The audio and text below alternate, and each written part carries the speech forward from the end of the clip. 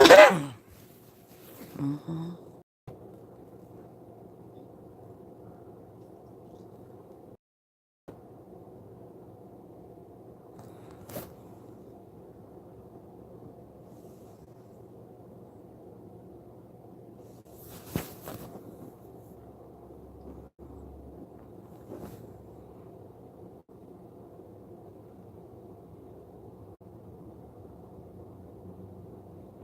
Hey, One Effect, how you doing?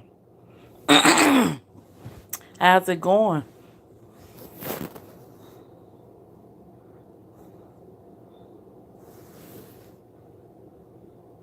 Good, good. Hey, sis, Lockhead, how you doing?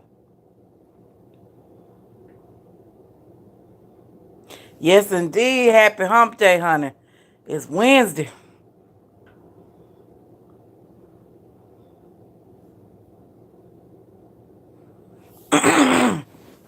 Trying to wait for a few more people to join us because I don't want to have to go back and reiterate. Y'all know how that is. I'm good, girl. Still battling this sinus and stuff. It's weather. You know, the other day here in Arkansas, um, like it was 69 degrees. Then it got up to like 73. I ended up turning the air conditioner on. So we go from hot to cold, cold to hot. So it's like, shoot. By the time I think I'm getting rid of this stuff, it come back. Just aggravating. I'm gonna have to try me some lemon tea. I'll make my special title once again. The last time they did help. Texas doing the same thing, huh? One effect. You don't know whether to wear a coat or shorts. For real, for real, for real. Y'all, excuse me. Well, it'll be just us until somebody else join in. That we can't just sit here forever. Um, I want to talk about, and I titled "What's Your Poison?" because, hey, therapy designed by Deborah. How are you? Good morning. Thank you for stopping in. Thanks so much. Um, I want to talk about addiction, and I'm doing a bed vlog, but it's okay. Bed live, it's okay. Um, so many times when we talk about addiction, people automatically assume addiction to alcohol. Hello, Supermom Go. Good morning. Addiction to alcohol, addiction to. Okay, Lock, that's good, sweetie. Go back and make them coins. And thank you for stopping by. I appreciate you. I appreciate you, Deborah. Girl, you sharing your lunch break with me? What? Well, I feel super special. Thank you, sis. I love that. Thank you. I really appreciate you. But we think that addiction always boils down to alcohol and pills. When you hear addiction, those are the first things that come to mind. Some kind of alcoholic substance or some kind of drug substance. Pills, cocaine, marijuana. Um, hey Big E's, how are you? How are you? If y'all don't mind, hit the thumbs up button for me as you come in, please. Ring the doorbell for me. But I want to talk about addiction. Let me share my own personal story. And a previous video that I did, I was 5 things to tell about me that people didn't know. And I was an alcoholic. A lot of people that I was related to didn't even know I was alcoholic. I was alcoholic and I was a very well functioning alcoholic. I drank about a fifth of gin a day. And when I said fifth of gin a day, I mean that. And I didn't, orange juice, it might have had this much orange juice in it. So really, I was drinking gin just straight. And my alcoholism for me started probably about the time after my mom died. Before then, I would have an occasional drink or whatever. After then, dealing with that death, and that was a hard blow, not expecting it, alcohol became my friend.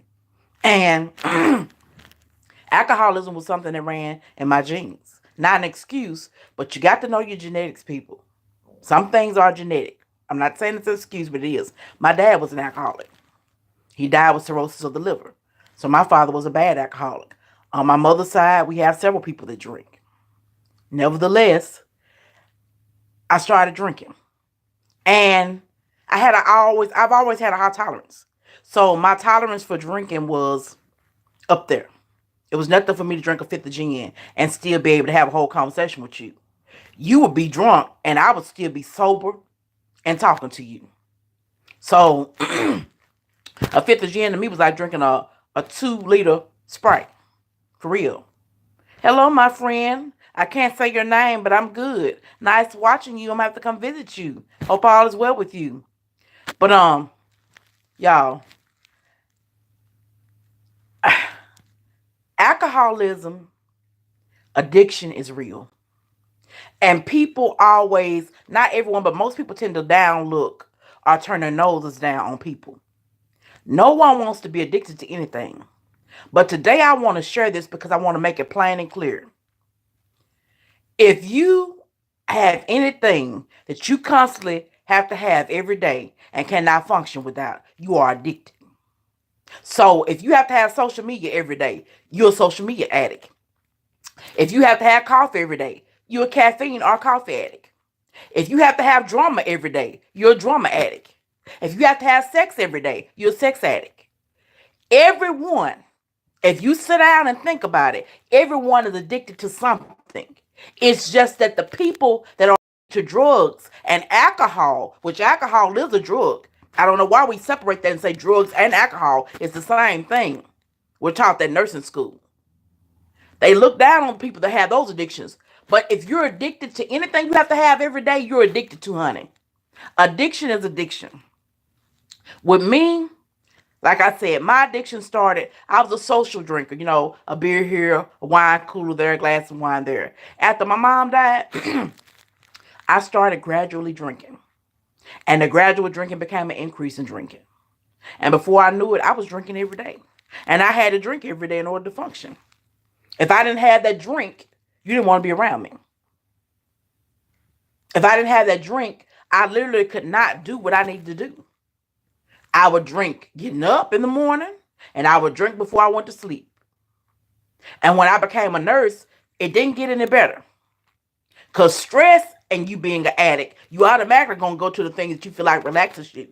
So I feel like alcohol relaxed me and turned me down. So definitely on those stressful days, when I got off work, baby, 8 o'clock in the morning, I'm turning up a bottle before I go to sleep.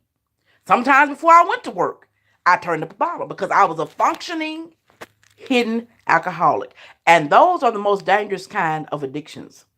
The ones that function with and hide. And I was a functioning alcoholic. Now, and wow, people addicted to the game Fortnite have to see doctor. Addiction is real. And people just tend to think it's about pills, it's about alcohol, and they don't understand there are so many things that you can be addicted to, that can harm you. Anything that takes away from your day-to-day life while you can't function and you have to have it, it's painful to you. Now, I'm going to have to go ahead and address this because I got a Q&A, but let me go ahead and address this and I'll readdress it again. Some asked me, did I go to rehab? No, I didn't go to rehab. I didn't go to rehab for my addiction. What happened was, and I'm a firm believer in, that the Lord works everything out for your good. I got really ill in the year of 2006 and ended up with cardiomyopathy, which means basically an enlarged heart and also congestive heart failure. And when I got diagnosed with those things, okay, I'm like, hey, nothing is worth me dying for. And I knew that the alcohol content intake I had been taking in helped contribute to my health issues.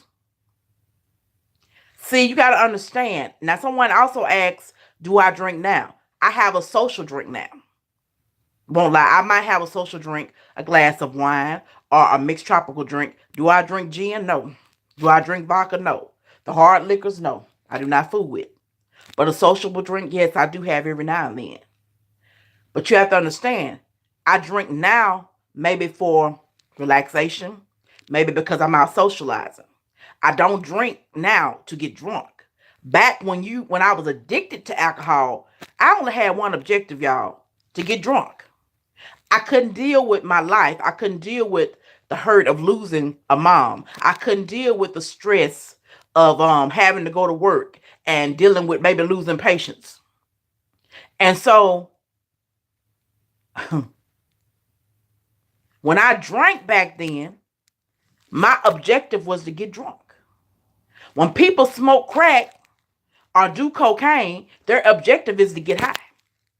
That's real talk. And it's not because they are bad people. Life hits people in different ways. And you don't know where life may take you. You know where you've been, but you have no idea where you may end up. None of us do. You know, we can say 5,000 times over, well, I don't understand how she got on that drug, or why would she go do drugs, or why would she be an alcoholic? Life impacts people in very different ways. And some people are strong enough to take the bashings of life and to turn it and tunnel it into positive energy. And some go to the first thing that they can go to try to get relief. And my thing is, when a person is addicted to something, that's their love. That's what comes first. It's their love in the morning. It's their love at noon. It's their love at night. That's what soothes them. That's what eases their mind. Hey, Rory, how are you? That's what eases their mind. And when your mind is conflicted and you have no peace, what's up, Stay? Much love, baby. How are you? When you have no peace of mind, you're going to do what you feel like you need to do in order to calm your mind, just to get that relaxation, just to get that peace. So my thing says, what's your poison? What is your poison? Mine was alcohol. The first one. See, I have to be transparent and real. I can't get on here and tell you half the story, because then that makes me a liar. And that makes my all my content fake. I got 7 people in the chat. Y'all talk to me. Hit the thumbs up as you come in, please. It's about addiction, and I'm sharing my story. And I want people to be made aware of the fact, let me say this once again. Addiction is not just being addicted to alcohol and pills. You can be addicted. Anything you have to have, and you cannot function without having it. You are addicted to it. Sex, a boyfriend, a girlfriend, a video game. It's okay to play, because State does it for relaxation. I understand it. But I know some people, like one in fact was saying, some people have to go to the doctor. Some people are addicted to video games. And I try to talk to little kids when I see them. Soon as they come in from school, they flunk in school. They don't do their chores. All they do is sit there in front of their video game. That is an addiction. They don't take a bath. Y'all think I'm joking. Anything that causes you to not take care of yourself, that causes you not to handle your business, you are addicted to. My poison was just alcohol, the first one, like I said. We're going to run to the second one in a minute. What's going on, DC Kool-Aid and Lisa? How are y'all? What's up, family? And, oh, it's okay, so you doing housework. You always busy, honey. You always busy. That's the best way to be. Like I said, so in 2006, I stopped drinking because, hey, Rachel, life, how are you? Thank you so much for stopping in. 2006, I got sick and I got diagnosed with an enlarged heart and congestive heart failure. Well, it didn't take that long for me to say, hey, I don't want to die. I want to live. So guess what I did? That gin drinking ceased. I was drinking a 5th of gin a day and was still able to function, talk. I could outdrink a man. Hey, the real K Tube, how are you, baby? How are you doing? Everything okay with you? What's going on, Time Reveals? How are you, love? Yes, the real K Tube, I did. And I'm going back and reiterating for y'all that just came in. I started drinking heavily at 98 after my mom passed. And I was telling everyone that people deal with things in different ways. And most of the time when a person has an addiction to alcohol and drugs, it's because they're trying to calm their mind. They're trying to find some kind of peace. And at that time, I knew God, but I didn't know him, if that makes sense. I knew of him, but I didn't know him personally. You feel what I'm saying? So my first thing was to run to was a gin bottle. And I did. What's going on? Hey, sis. Little sexy mama, how are you, love? I'm glad you woke and popping. I came to see you yesterday. He was knocked out. But anyway, the first addiction was alcohol. 2006, I got sick, cut the alcohol out. So by me being so sick with anxiety and them trying to love you too, little sexy mama, you know I do, and them trying to keep me relaxed, and I had something called tachycardia, while my heart rate was running like 120, resting. Like I'm laying here in bed now, I'll be in the hospital bed resting, not moving around, doing nothing. Heart rate 120. So they started putting me on Xanax. They started putting me on hydrocodone because I was in pain. They started putting me on Ativan, giving me Ativan IV. They started giving me Demerol because I had pain. So guess what the next addiction became? It became pain medication. So I stopped one addiction, and then the doctors, and people can say, no, it's not. Yes, doctors do. Yes, they do.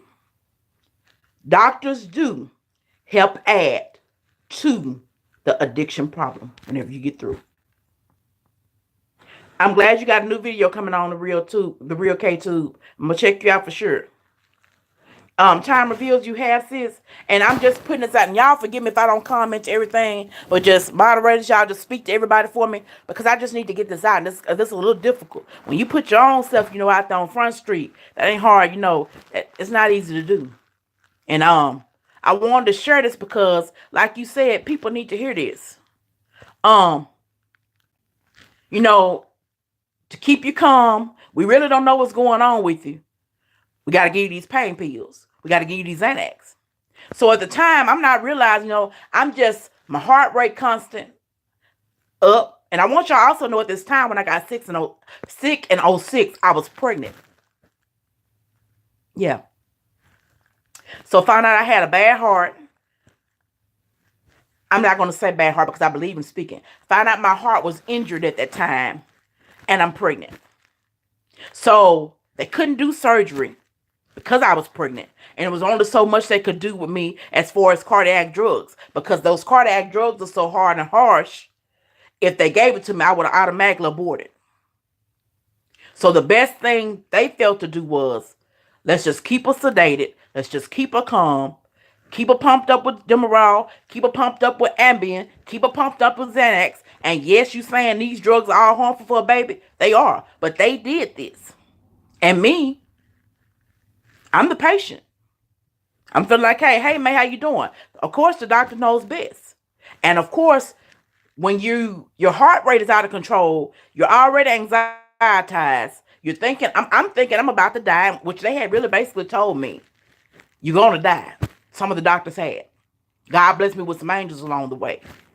But, so I found myself addicted to pain pills. So I get out the hospital.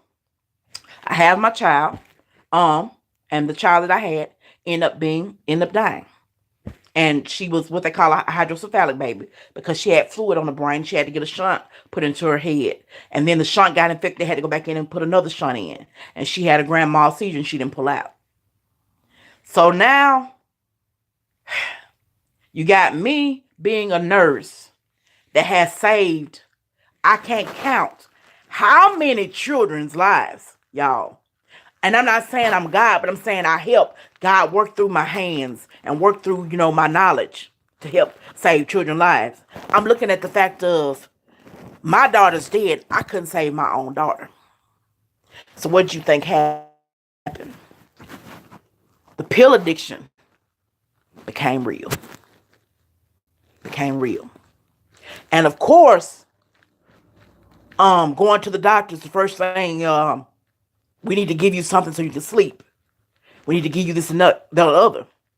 So my addiction to Xanax became real. I had to have them. I didn't want to be an addict. Who wants to be an addict?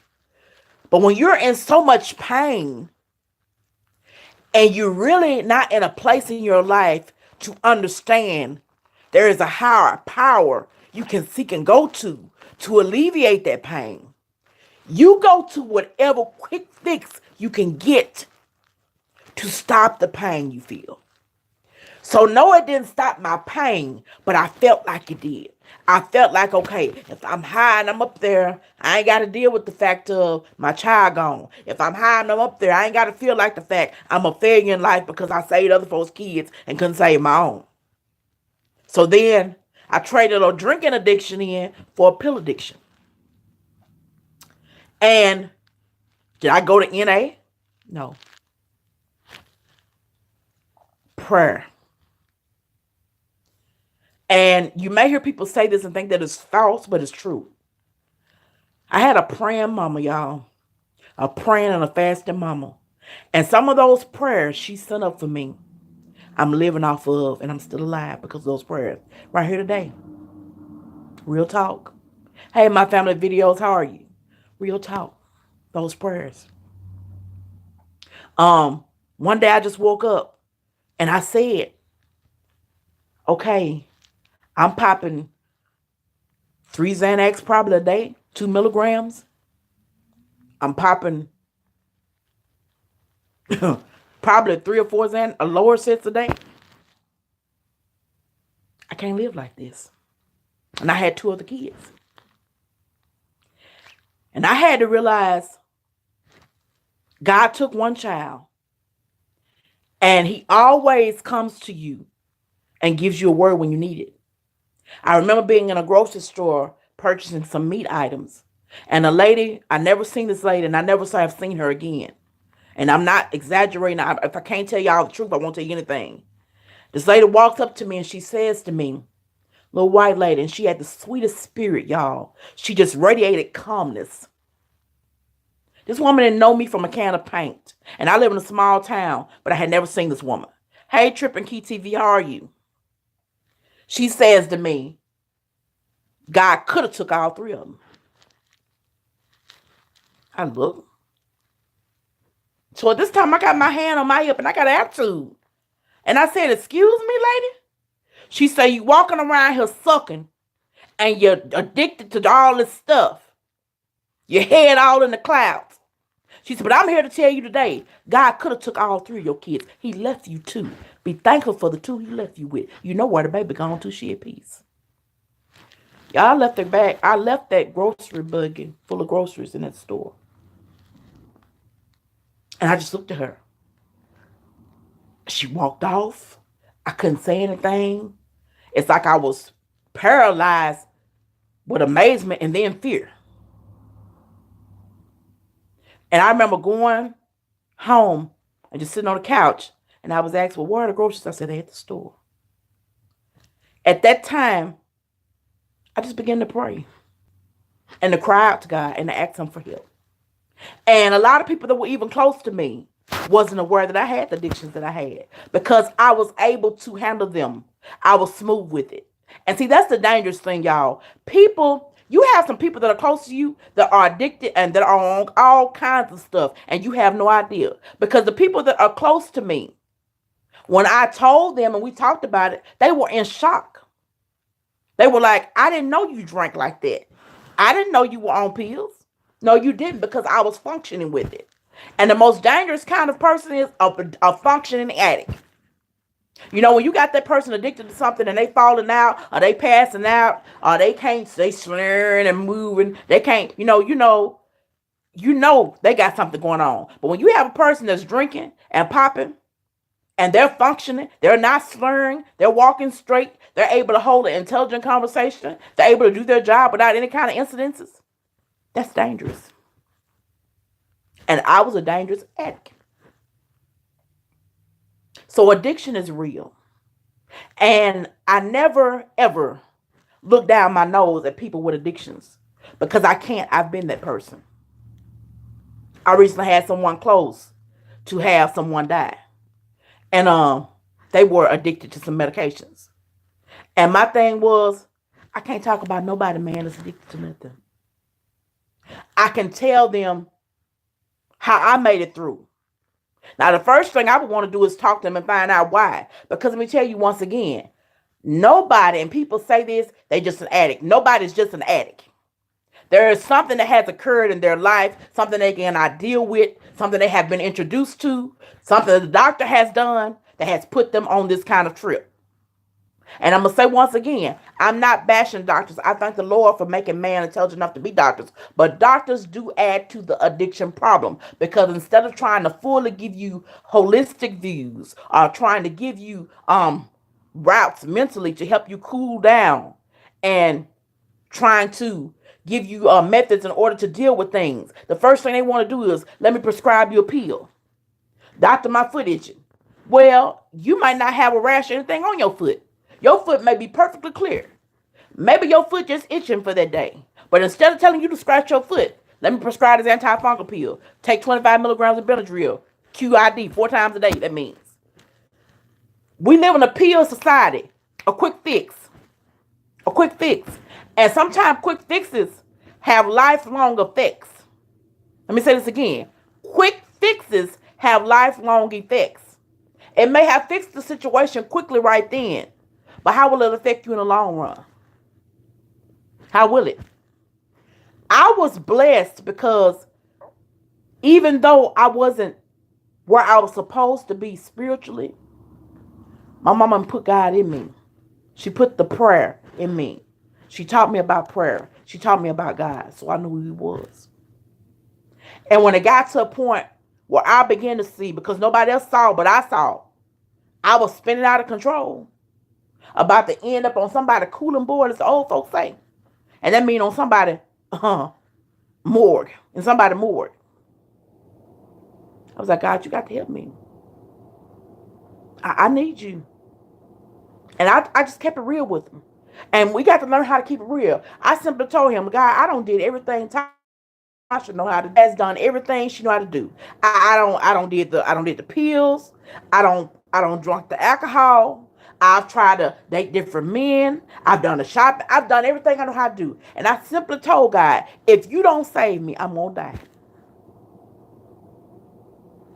I was humble. It wasn't no 4-hour prayer. It was sincere. And I can't tell you it changed overnight. But what I can tell you is I didn't go to NA. I didn't go to AA. I went to GOD. And he helped me and saved the day. I have medications now I take, but I'm not addicted to them. I take them PRN as needed only. As needed only. As far as the Xanax, don't fool with them. Do not. And DC, I do hope that it touches someone. Because my whole thing is, we in the season now, y'all. Holidays are not easy. And people take that for granted. And I love looking at Vlogmas and looking at the beautiful decorations around. Hey, Extra Fluffingly, how are you, love? Hey, Aquafunkel Angel, good morning. I love looking at people do different things. But you got to understand, holidays are not easy for everyone. And I want it to be known, we all got an addiction to something. It's just the alcohol and pills and drugs are, which they all the same thing. I don't know why we categorize stuff. Addictions are real. And people have addictions to more than that. But during the holiday seasons, it's definitely easy to slip back into. I thank God that, hey, Faith Squad, I thank God that he was able to keep me. Because I want you to understand this. My daughter was born December 15th, 2006. She died December the 15th, her birthday of 2007. On the 23rd of December, 2007, I'm burying her. So how do you think I feel around Christmas time? And you might say, how many years ago that's been? That's been a lot of years, y'all, but I'm going to tell you something. If you haven't lost a child, you don't understand. And I'm not going to try to sit here and make you understand. And I want to say to you, if you have a child, value your children. And I don't wish loss of a child on anyone. And yes, I have 2 sons and I love them to death. But there's still a missing link in hurting me from the loss of my daughter. So during Christmas time, I really have to fight. I really do. I have to fight my way through. It's a fight for me. But I can tell you the one thing I don't do. I don't get pissy drunk. I'm just keeping it real. And I don't go lean on a whole bottle of pills, popping them. Because I already know that can't take the pain away. So during this time of season, I do a lot of prayer. I pray all the time, but I have to pray a little extra. And Aquafunk, children are not supposed to die. You supposed to bury the children are supposed to bury the parents. And it's hard. It's hard. And for years, and I said earlier for you all that's coming in, I was an LPN 7 years, and the thing that hit so hard with me about the loss of my daughter, I worked in ER. I was a med-surg ER nurse. I was able to save a lot of children. I can't begin to tell you the number of kids that came into the ER that I was able to resuscitate. And for me not to be able to resuscitate my own child, that mentally did something to me. And after then, I took a hiatus from nursing because I went to work one day and I went off. I did. And I told them, F all this. I don't care if my daughter did. What's the purpose? What's the purpose? I can save my own child. Leave me alone. So at that point, I really had to go to seek counseling. And what I did was, I didn't even have a doctor's appointment. I walked into a doctor's office and I told the receptionist, I said, I need to see the doctor. I put my hand up in her face. I said, either I need to see the doctor or I'm going to hurt some people. I said, is that serious? I said, lady, look at me. And at that point, they went ahead and took me to the back and began to talk to me. And I went and got in therapy and got some counseling because I needed it. I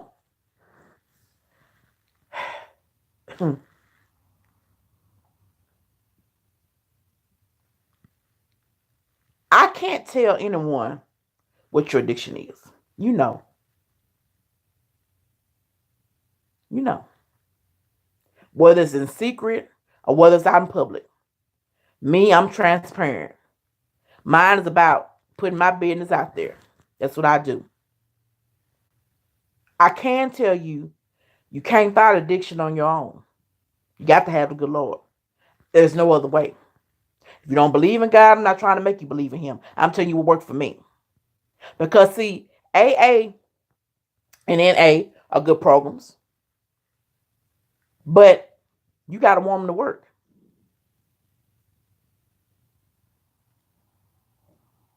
And Aquafunk, so you understand. And that's 15th December 1992. Wow. And people call it, what'd you say, the real K2, a habit. Not a habit, baby, it's addiction. A habit is me. If y'all see me scratching, that's a habit. I do that. Using my hands is a habit when I speak. I'm a speaker with my hands. In public on here, I use my hands quite often. A habit is something that you do just impulsively. If that makes sense, the real K2, you do it impulsive, just something that you do on impulse. You know what I'm saying? Like one of my key things is, I say, let's be real, or 100. That's habit. Addiction is when you knowingly go partake of something. You knowingly do it. Habit, you're subconsciously, you're not even aware that you do it. Like people that bite their nails. They're not even aware they bite their nails half the time. It's just a habit. But when you knowingly, you know you pouring the drink up. You knowing you popping that pill. You knowing you smoking whatever you smoking. That's addiction. See, a habit, scratching, I mean, you can't kill yourself from scratching. A habit, I feel like, affects you yourself. An addiction affects you and the rest of the people that love you and that are around you, if that makes sense. Right. There are negative consequences in your life, stay, if you don't do it and when you do it. An addiction, like I said, it don't just affect you. It affects everyone around you. Everyone. I used to be a heavy cigarette smoker. I used to smoke cigarettes, probably 2 packs a day. I started off with my first pack of cigarettes. A white girl taught me how to smoke. Marlboro full flavor one, Marlboro Lights. Then I graduated. This black cat that was a thug, he was like, girl, gonna put you up on these Newports. So I started smoking Newports. I graduated from Newports, while I lowered down from Newports, because they about to bust my chest open. That's real menthol. And I went to Salem Full Flavor 100s. So that was, addiction and habit. Now the thing about it is now, I have friends that smoke, and I can't stand the smell of cigarettes. If you ever stop smoking, y'all, you hate the smell of them. I tell anybody, come here, you gotta go on the back porch. I have ashtrays on the back porch for smokers, because everybody in my family nearby smokes. I have a lot of smokers in my family. So I put ashtrays on the back porch. You can smoke, but you just can't smoke around me. Go back to work, Aqua Freak Funk, and I appreciate you for stopping in, baby. And I'll be to see you soon. And I thank you so much for stopping by, because you didn't have to. And Rocky help us with our addictions. But I tell them, and they like, well, I ain't hurting nobody but myself. No. If you smoking around me and I got bronchial asthma and I'm having to hit this inhaler pump, like I had to hit 3 times this morning, your smoking affected me. Cause you want to die of lung cancer, don't give it to me. So smoking to me also could be classified as addiction, because we do calm our nerves. And I don't knock people that smoke. And I hate to hear people say, put that cigarette down. You don't need to be smoking. Let me tell you something. Smoking saved a lot of people's lives when I was smoking. And what I mean by that is, that's what you do to calm your nerves. That's your calming substance. That's what levels you out. Thank you so much, Aqua Funk. I appreciate you, baby. I appreciate it. So you got to understand, we're so quick to tell people what they don't need to do or what they shouldn't be doing. I've looked around my hometown and seen people that could have been famous legends in basketball. People that have had great jobs, making $17, $20 an hour, and lost it all because of an addiction. Them people didn't want to be addicts, y'all. They just didn't know how to deal with the pain, and they didn't know who to go to. And then most of the time when they went to the doctors added to the addictions, like I'm telling you. And like you said, Judy, only God can help us with that. Only God. If it had not been. That's why people like to, no, I didn't go to NA or AA, none of that. Because me and my personality, that wouldn't have helped me. I had to go to the person I know that could get deep down in the root of my pain and get some help. And when you get tired of hurting yourself and you get tired of not being able to function life, you get help. And Faith Squad, I understand, baby. But I also can relate to this, Faith. And I'm going to say this. We only know what you show us on YouTube. And you shared about your brother. They probably be smoking too. See what I'm saying? They don't understand why people... You got to understand, people have stories, y'all. For real. And we don't know what everyone's story is. We don't. And one, in fact, there are doctors that chain smoke worse than nurses did. There are doctors that smoke. I was watching View and she kept it real. She said, how you going to be 400 pounds and your cholesterol and blood pressure and stuff high, and you going to tell me I need to lose weight and I need to eat right? No, you need to, she funny with what she said, but it was real. And I've been the nurse. You go in and you tell patients, hey, you got to stop smoking. And then when it's time for a break, I'm outside smoking. So that's real talk. For real. And you don't know why people do what they do. That's why I try to always give people background stories. I try to always give people background stories. Always. Because there's a background to everything. Nobody does anything just to be doing it, y'all. Society wants us to be judgmental and say, well, they just an addict. Their mama was an addict. They dad. It don't matter about all that. People do what they can do in order to find relief. And when you don't know any better, you can't do better. And sometimes, I don't care how much you know, you can be so hurt that you just can't cognitively think to do any better than what you're doing. Depression is real. And when you're depressed, you're going to do whatever you have to do in order to feel better. And what you're not understanding is that when you're drinking and you're popping pills, if you're popping downers, like Xanax and Lorcet and other pain pills, you only bring yourself down even more. So you're going into a deeper rut than what you actually were in. But at the time, you feel like that's what's making you feel better. That's what helps. So I'll ask anyone, and I'll tell anyone. And I try to view things from different perspectives because we can't judge. What's your poison? Mine used to be full-fledged drunk every day. And I was drunk every day, y'all. And people were not even aware of the fact that I was drunk half the time. Drunk every day. High every day.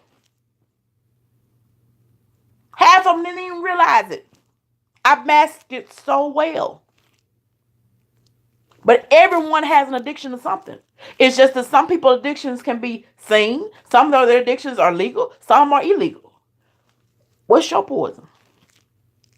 Gambling, social media.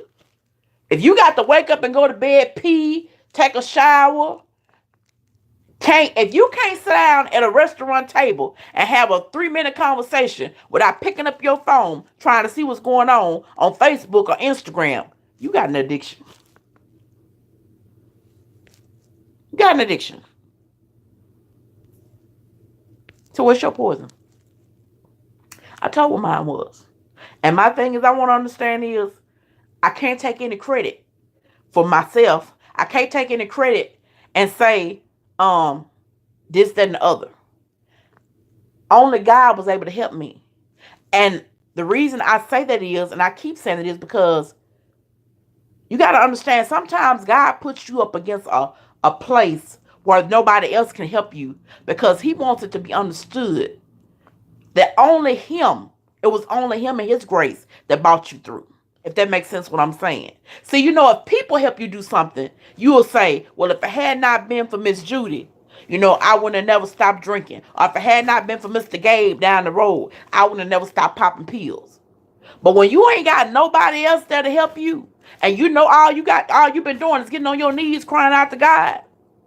Crying out to him to help you with the withdrawals. Crying out to him to help you to keep the taste out your mouth. Crying out to him to help you to deal with the issues that caused you to go there in the first place. You know who pulled you through. And it wasn't nobody human. It was nobody but God. Nobody but him. When dealing with addiction, you also got to change your environment. When I was a nurse, nurses are the worst ones. I can tell you from experience. Some nurses, not all. Please don't take out of context. Some nurses. But when I was a nurse and working with other nurses, the little group of people that I hung with as nurses, the 3 friends I had, they were all addicts. Heavy drinkers. Pill poppers. So guess what? I surrounded myself with people that did the same things to me. So the first thing I had to do was, when I made up in my mind, Lord, I need you to help me, I had to cut them people off. And I didn't give them no explanation.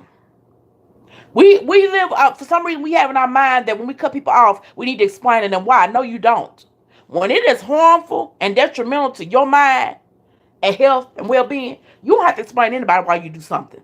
You do what's best for you, and you walk off. I didn't mistreat the people, but I wasn't about to stand there and get them a 4-hour exhortation on why I stopped fooling with them either.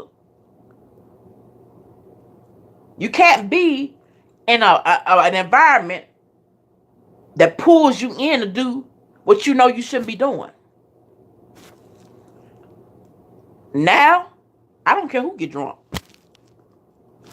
I drink if I want to. I have a social drink, a social one. I do. And I'm done. I'm not going to sit and have 7 drinks. I'm not going to sit and drink a 5th of gin. And I don't care who. I don't fool with gin whatsoever. None. If I probably smelled it, it probably would make me sick, seriously. That's how much I drink this stuff. For real. I used to go during the holiday seasons. I would go to, when I had a therapist, I would go to my therapist and I would get him to write me a script for Xanax to help me cope. Not now. And I had none in the past 6 years. I'm not. Is it hard? Yes. But what I do is I surround myself with family and friends. I laugh. I find something to laugh at. Now I have this grandson, so I can go and party with him and spoil him and watch him beat the heck out of his dad and laugh. So you got to find other ways to focus your energy, but you got to want to. Thank you so much, Stay. I appreciate it, baby. Nobody but the grace of God. I sure can do it. You got to want to. You got to want to focus your energy on something else. If you don't want to focus your energy on something else and do any better, you won't. It's all about what you want. Nobody can get tired but you. See, when you get tired, I had to reach a point where I was tired. It felt good at first. I ain't got to deal with nothing, I'm drawing this and that. But after a while, when you realize you're hungover, your brain all foggy, you really can't clue in on what you need to be cluing in on because your mind messed up. I got tired. Because I'm an intelligent person. And when it got to the point where I began to feel stupid, I'm like, okay, I can't do that. Something got to give. For real. We got to do something different. We do.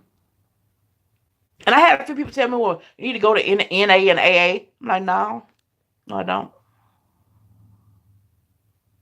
And this is the truth. The time I went to a therapist. I've been to a therapist about 2 times. And the first time I went, I ended up counseling the therapist. Now, y'all might think that's a joke, but I promise to God it's not a lie. I ended up counseling the therapist. I ended up giving the therapist Bible scriptures and encouraging him. Maybe that was God's plan. I went for help, but indeed, instead of me getting help, I helped. And there's nothing wrong with that. But I just knew that with me, like with cigarettes, people don't believe it. And I'm serious when I say this. I have an aunt that's 83, right here. And she would tell me, I wish you put them cigarettes down. All right, one effect. Thank you for stopping by, baby. Thank you. I appreciate you. And she would tell me all the time, Tasha, I wish you could stop smoking. Now, she has children to smoke, but she knew my health issues. Because even after my health scare, I still was smoking occasionally. Even after the 2006 incident. Especially after the baby died, cigarettes with my friends. For real. You rather for me to smoke a cigarette than tear up a house. Because my mind went right. And she said, baby, I wish you stopped smoking. I would tell her, oh, auntie, I'm good. Son just smoke. Go fuss at them. I don't want to hear that. So she wouldn't say nothing. But y'all, when I tell you this is the truth. My aunt prayed them cigarettes away from me. One day I lit up a Salem Full Flavor 100 and put it in my mouth. It's like I had put a sock and dirt. Go ahead, Deborah. Go back to work, baby. Go back to work. Thank you for stopping by. I appreciate you sharing your lunch hour with me. Girl, you got to pay that mortgage on a beautiful home. Thank you. I love you. Thank you so much. I went to light that cigarette. And y'all, it's like somebody had put dirt in the sock in my mouth. And I spit that cigarette out and hadn't smoked since then. And it was back in 2011. Have not. Ain't desired a cigarette. Ain't wanted one. Ain't went bought no pack. Ain't snuck and got one. I don't know what she told the Lord, but whatever she told him, I'm serious. She prayed them cigarettes off of me. And I stopped cold turkey. I didn't do a patch. I didn't do gum. I didn't do hypnosis or none of that. I just put them down and haven't picked them up since.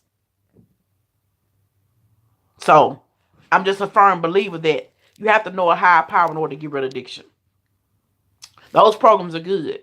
But you got to want to work those programs. And you got to know God. Ain't no other way you can. Because withdrawals are hell. Withdrawals are hell. They call them DTs, delirium tremens. They are hell. And when your body is withdrawing from something, and let me explain this. Your body can withdraw from caffeine. If you're a caffeine person to drink caffeine every day, got to have it 2 or 3 times a day, you start having bad headaches and start feeling bad. It's because your body is used to being processed or living every day with caffeine. And now you've taken caffeine away from your body. It does not know how to thrive without having that caffeine in it.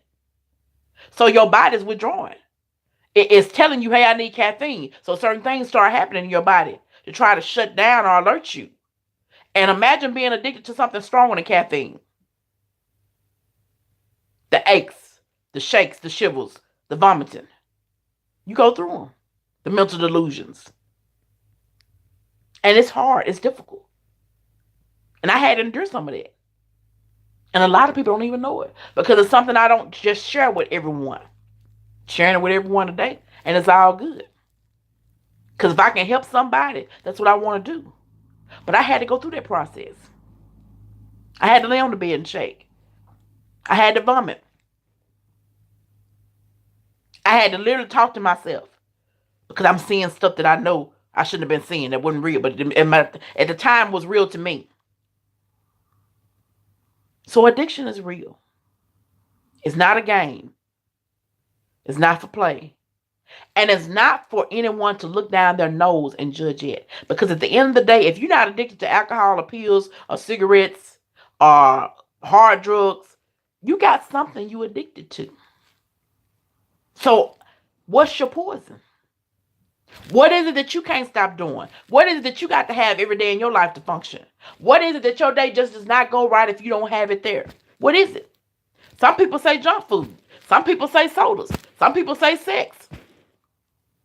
But everyone has something that they feel they have to have in their life every day in order for them to function. And my thing is, if you got an addiction to something, how can you turn your nose up at somebody else that got an addiction? You might not have an addiction to alcohol, but let's say you got an addiction to porn. We're going to be real on today. Some people are addicted to pornography. If you got an addiction to porn, and this person over here got an addiction to, let's say, gin, both of y'all got an addiction to something. How you going to, that's like the, I'm a plus size woman. That's like me walking up to another plus size woman saying, girl, you need to lose weight, you fat.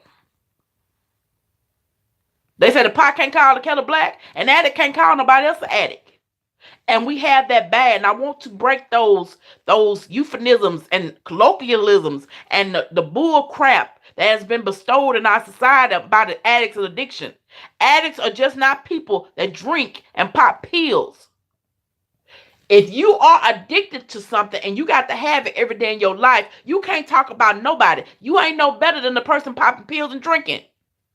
If you can't stay off of Facebook and Instagram for 2 seconds without just tapping, you just as bad as the person with the alcohol addiction. But for some reason in society, we want to put our noses up or down at the people. Well, they own alcohol, they own that stuff. Well, you own some stuff too. It's just that your stuff is not considered major,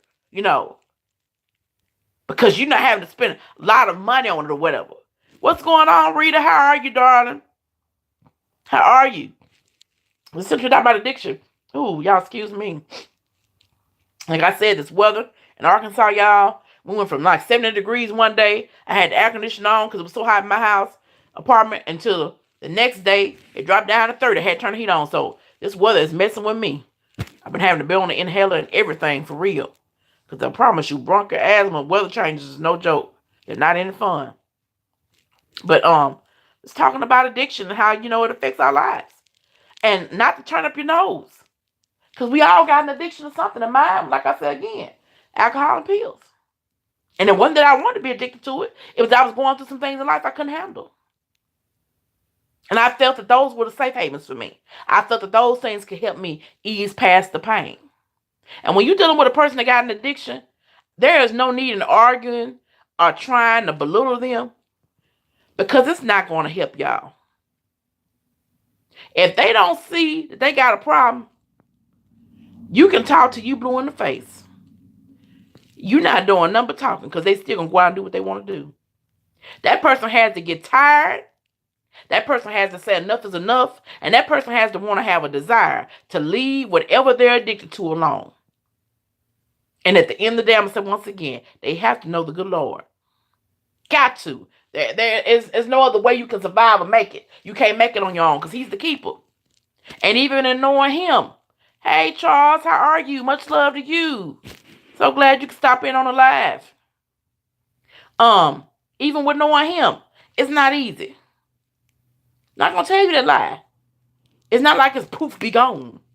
It don't work like that. It's a process. It is a process. It is. And no one, I'm gonna say again, wants to be an addict. Mine started with the death of my mother.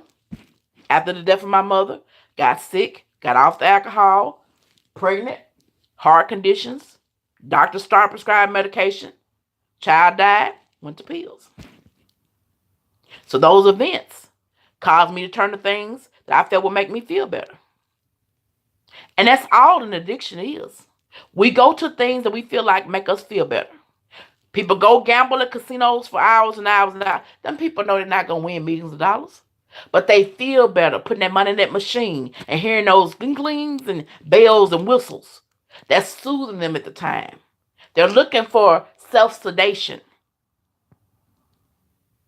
And my thing is, we all know where we've been. You don't know where you may end up. Be careful how you judge and how you turn your nose up at a person that's going through something that you're not going through. We all got stories on here. We all got pain on here. Hidden, buried, unseen, dealing with it, trying to cope with it, over it. But we all have dealt and had to go through pain. Because I dealt with my pain differently than how you deal with yours. Doesn't give you the right to look down. Charles, you're addicted to love and sin. Well, Charles, you know what? We addicted to you. Because you don't know. Let me tell you something, y'all. I got a Q&A. And Charles, all his questions has held up my Q&A. Because I had to really say how to think. So I got to upload my response video, Charles. When I do, I'm going to tag you in there. Because I promise you, your questions were the one I had to sit down and be like, okay, let me think about this. But it's good to think. Charles, you always produce thought-provoking content. And that's a blessing. That's a blessing that you love making people smile, for real. And like you said, Rita, that's on the temper. You still have to deal with the problem. But you know what? When you're addicted to something, you don't see that. All you see is, hey, I ain't got to deal with it right now. For real. And y'all, if you have not, check out Rita Walker. Her stories about John. Rita, you don't know, girl, I be needing them laughs. But when you put up anything about John, I don't even watch before I hit the play button. When I just read it, girl, I be tickled. I want you to know I had tears in my eyes, seriously. Because I already know it's going to be off the chain and John about to do something crazy. I love them stories about John, girl. He tickles me. And you're right, Charles. We all deal with pain. And it's about making the world better. Uplift, build, motivate, encourage. That's my whole thing. Uplift, build, motivate, and encourage. It doesn't cost a thing to do any of that. Yes, girl, do a whole playlist on John. I promise you I'm gonna watch it. You got my vote on that. Hey, let's talk classic hip hop and remix. Y'all make sure if you haven't, please hit the thumbs up for me. Do that for me, please. How are you doing, sis? Let's talk classic hip hop and remix. But yes, Rita, yes, girl. Cause I need John to go on them down days so I can laugh.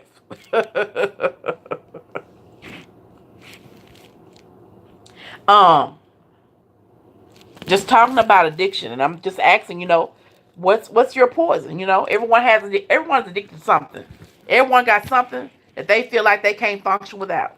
And I was just sharing my story, and some of y'all can catch the replay about how I was addicted to alcohol, a fifth of gin a day, and how I left the alcohol and got diagnosed with sickness, and that was easy for me to leave alcohol alone. Then doctors started prescribing pain medications and sedatives, and got addicted to those.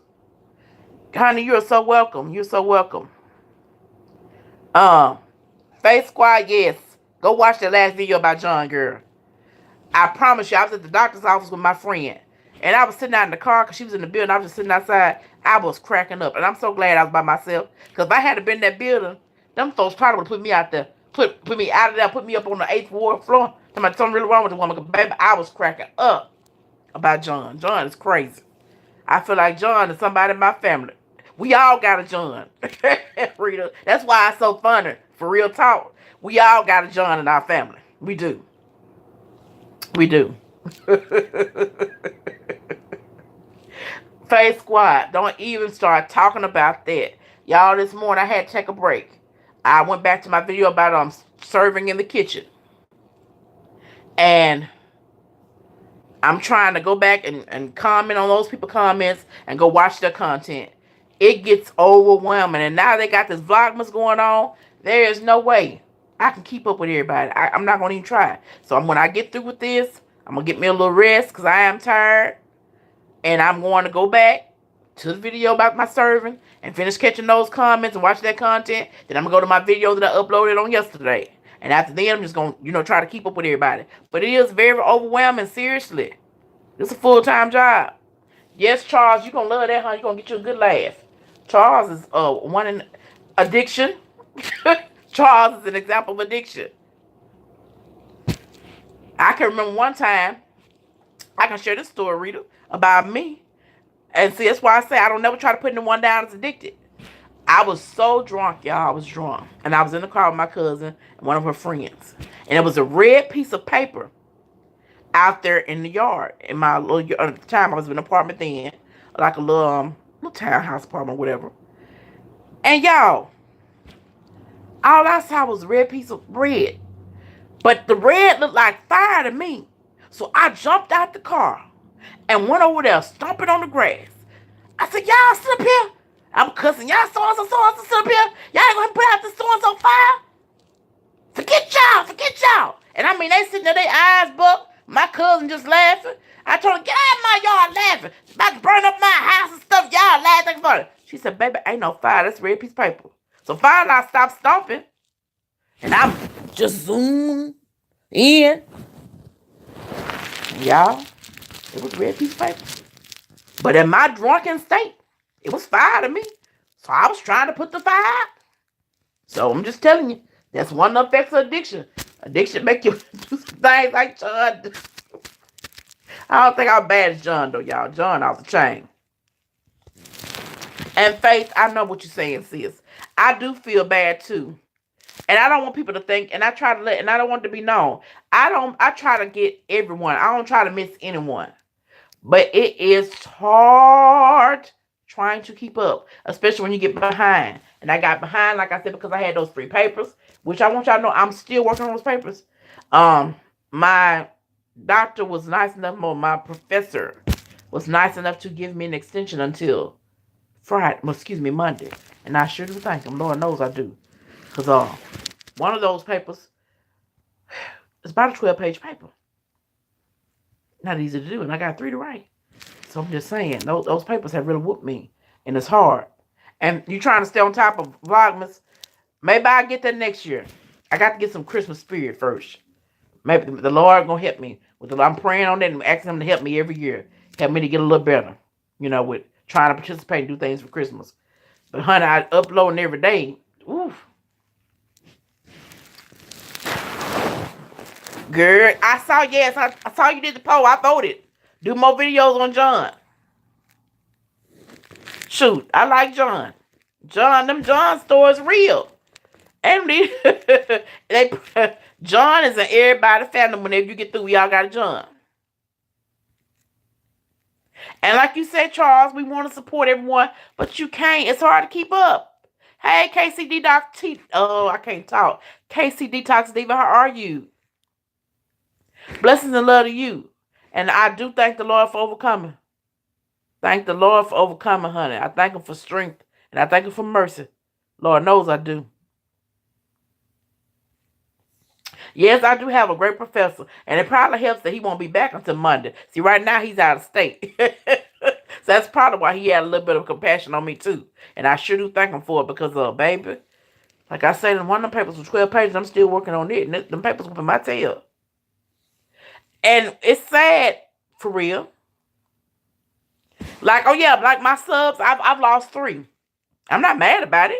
One of them I know why I lost. I uploaded that video yesterday about the man that called me, the man that I called, and I had to put him in check about him not liking one of my lives. For real. I had to put him in his place and just keep it 100 with him. So I knew he was unsubscribing and I lost 2 more. But it's okay. Because for the ones that we lose, you'll get back double. I'm a firm believer in that. When you lose a sub, God will bless you with double for your trouble. So I don't even trip about it. Because there's no way I can jump on everybody at one time, because you have a life. You got to pee, you got to eat, you got to sleep, you got to have some time to watch a show or two that you like to watch, so you just can't sit there non-stop and just do YouTube. Hey sis, hey Tara Local Inspiration, how are you, darling? Thank you so much for the thumbs up. And addiction is real, Casey, for real. And I went through hell, but God brought me out, and he brought me out with not a hair burned or touched on my head, and I thank him for it. I thank him for it. Oh, girl, well, when you can't go back, classic hip-hop, go back. I'm trying to get my bachelor's in theology and go back and get my master's in theology, because I want to be the not average teacher that teaches about the study of God. I'm sick of all this average traditional stuff. It's time to kick some flavor in it, and let's do some untraditional but real and truthful stuff. You do, Charles. I mean, for real. People act like you don't. And I'm serious, y'all. At one point in time, because I had headphones. We all do with phones mostly. I'll be around at family functions. I'll be out to eat with my friend or whatever. She said, girl, can you get off of YouTube and talk to me? I'm trying to tell you what's going on. And I'm trying to watch videos. I'm driving, and I say, you know what? YouTube will run you crazy. I can't do this. So you just have to have an understanding that, hey, when I get to you, I'm going to get to you. Like I said, I had to take a break. I've been up since 8 this morning, going like from the video that I did, not yesterday, but the day before, trying to catch up on them comments and go watch content. And I had to pause. I'm like, okay, let me pause. I need a break. And that's when I came on here. And after I take my little nap, like I said, 'cause I'm going to get me a nap in, I go back and comment and catch up on some more people's stuff. Can't do it all the time. And we're not going to agree with everything, for real. And people don't, you know what? People don't understand that, but I don't trip about the people that don't understand. I don't. Because to me, when you really ride with a person and you really there for them and you like their content, you understand. Well, Tara, now you know who your secret admirer is, because Charles has told on himself. He told you. And all you can do is do what you can do and be the best you can be. For real. And I admire people that don't have to pee and sleep and eat. I don't know what kind of body they have, but I have to do it. And no, Rita, we all are different. We all are. And that's the beauty of life. Us being different. For real. And we have to learn I have learned how to disagree intelligently. I can disagree with you, and that don't mean I'm going to stop watching your content or stop being sub to you. You can say, well, I don't view it this way intelligently, but the love shouldn't be lost. Me and my best friend argue all the time, every day. But that don't mean I stop loving her. I tell her what I feel, she tell me what she feel. We agree to disagree, and we still love each other. And that's how I should be on here. But like you said, people getting their feelings. And like I knew I was going to lose the one because how I told him what I felt. Go ahead and stay, baby. Take you a nap. Because after I get off here, I'm taking one too. Enjoy your nap, bro. Get you some rest. I understand. And right, everyone not going to agree all the time. It's different points of view, different perspectives. Everyone might not agree with my, if you go back and rewatch my opinion on addiction and how addiction, I said it affects. But hey, that's my truth. And what people need to understand is everyone's truth is different. Not thine, but our truths differ. And that's just the way it is. Just, it is what it is. YouTube is a blessing, but it also can be a curse. It's any form of social media. Any form of social media can be a blessing, but it can also be a curse. It's all about what you allow it to be, though. I'm a firm believer in I make it what I want it to be. And I constantly reiterate, hey, give me time. And people can't respond right back. And yeah, sometimes YT takes away supporters. But like I said, I know from that last video, I know I was gonna have that one man unsubscribe because he got in his feelings and it's okay. But right, I had people not sub to me, and I watch their channel and their content, and I'm subbed to them because I like their channel. And I'm not saying, hey, come on over here and sub to me. No, I sub to you because of something I liked. You might not like what I do. And like I say, not one size fits all. Everybody cannot handle my personality, and it's okay. I don't try to force it upon people. I just kick back and like I'm kicked back now in the bed with y'all and just be who I am. That's all I can do.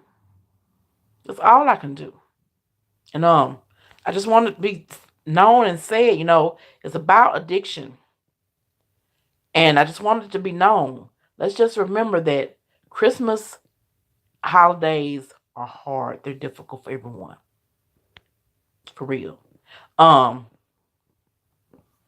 people, I understand they're all in the holiday spirit, and I'm proud of them, and I love it, and I love seeing the kids happy and all this stuff. But for some of us, holidays are a little difficult. So let's just remember the people that are struggling during holidays. For real. For real. But back to the topic of addiction. Addiction is real. And you got to know that no one wants to be an addict of anything. No one wants to be an addict. But the only way to kick anything is you got to want to kick it, and you got to go to the good Lord. For real. You got to go to the good Lord. And there's no other way to make it through. No other way. And Charles, you said, and I've had to sub. Let me tell you what was going on with me. At one time, y'all, I wasn't getting anybody notifications. One day I got no notifications. I'm like, nobody uploaded. So what I had to do was go back and unsubscribe and subscribe back. And somebody was like, well, welcome back. I was like, and I had to explain to them, baby, I didn't leave you, but I had to do that in order to get notifications. Yesterday, I did a whole video. YouTubed it. Y'all don't know where that video went to. So I had to redo the video again. That was frustrating. Because I had an appointment. I'm out in the car real quick trying to take care of it or whatever.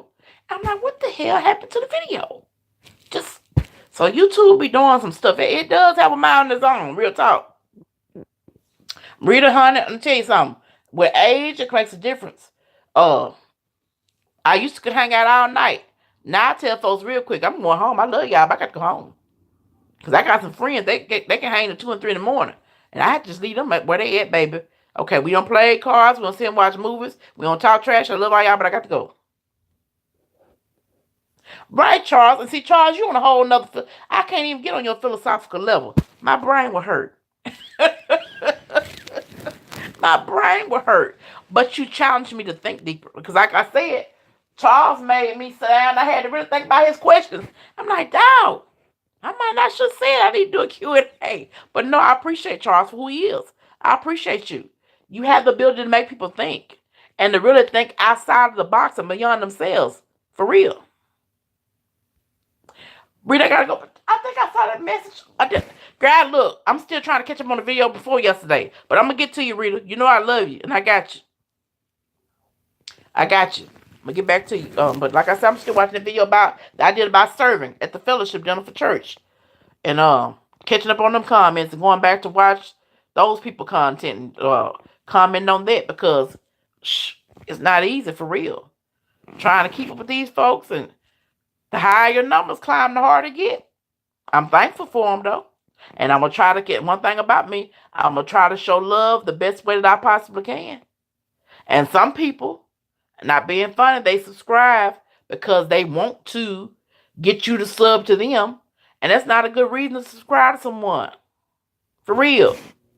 You can't do that. And Rita, I'm going to go back and look at it. Just give me time. Like I said, I'm still on that video about the serving in church, child. I'm trying to catch those folks. And then later on this evening, I guess I get to the ones I did yesterday. And hopefully I'll be caught up. Then work on my papers a little bit. Tara, sis, for real. When I was young, I would party from Thursday to Sunday. Now I ain't partying nothing. I do a little hanging out. As far as with my friends, I don't club. Now, I like a good But I have to travel 2 hours away to go to a good concert or a poetry reading or something like that. But honey, when it's time to go to bed for me, I'm going to bed. I don't care who's doing what. I tell them real quick, I love y'all. I see y'all later. They know too. Cause honey, age bring about a change. People think that it don't, but it does. You get knowledge, you get wiser, and the body gets tired quickly. And now I'm playing sub either. And you right, Face Squad, YouTube is petty. It is. Very. They can be a little petty now. Be a little petty. And some of the people can be a little petty too. Real talk. It's sad, but it's the truth. Y'all know it is. Know it is. Yes, they say that, Rita. I like your channel. You don't, and I don't understand what happened. Child, I just sit back. That aggravates me so badly. And I be wanting to say so much, but I just learned you can't say everything you feel. You can't. How do you know my video was great? Great video, friend. Well, what was it? And I asked somebody. I gotta go back and figure it out, but that's been recently. I asked myself what was great about it. I don't think they responded. Because I'm trying to break that up. Stop doing that. Then they got this thing now where they just putting in hashtag something. And I'm like, what? I don't know. That's why when I watch people videos, I try to let them know I really watch your content. Because I'm going to respond to something. I'm going to ask questions. I know I'm going to go back and say it, my opinion on it. I'll tell you what tickled me or something. I'm going to let you know. You're going to know that I watch your stuff. I'm not just sitting there, okay, whatever, great video. Charles, no, not fall asleep at the party. No, I ain't never did that one, not Charles. I ain't fall asleep at the party. But I will go home quick and fall asleep. I'll be like, okay, when I feel that, okay, I'm gone. I love y'all. See y'all later. Bye-bye. I know when I see y'all. Look, we had a party on YouTube Friday. Tiki and Nika. Tiki had a birthday party. And honey, she's playing such good music. I was at home dancing. I know we partied about a good 2 hours. And you know they had a little emoji that turned flips and dance. That's all I kept doing. They told me stop turning on them flip stars. I said, okay. But I had a good time. And true, most people are just trying to grow. I don't take it personal like you said. If the numbers go up, I am elated. And I want them to go up. I want them to go up. But I'm not going to start going around saying, hey, be my friend. No. Because everyone, and this is the knowledge and the wisdom thing, you have to understand everyone is not meant to be on your channel. Content's not for everyone. Like TV shows. Y'all, this is on our own little TV station. Like Friends. I had a whole bunch of people love Friends. I didn't like the show. I didn't. I watched a couple episodes, and episodes I watched, they were okay, but it wasn't nothing I was about to program my DVR for or sit down and watch. Like I love Empire and I love Family Business that's come out recently.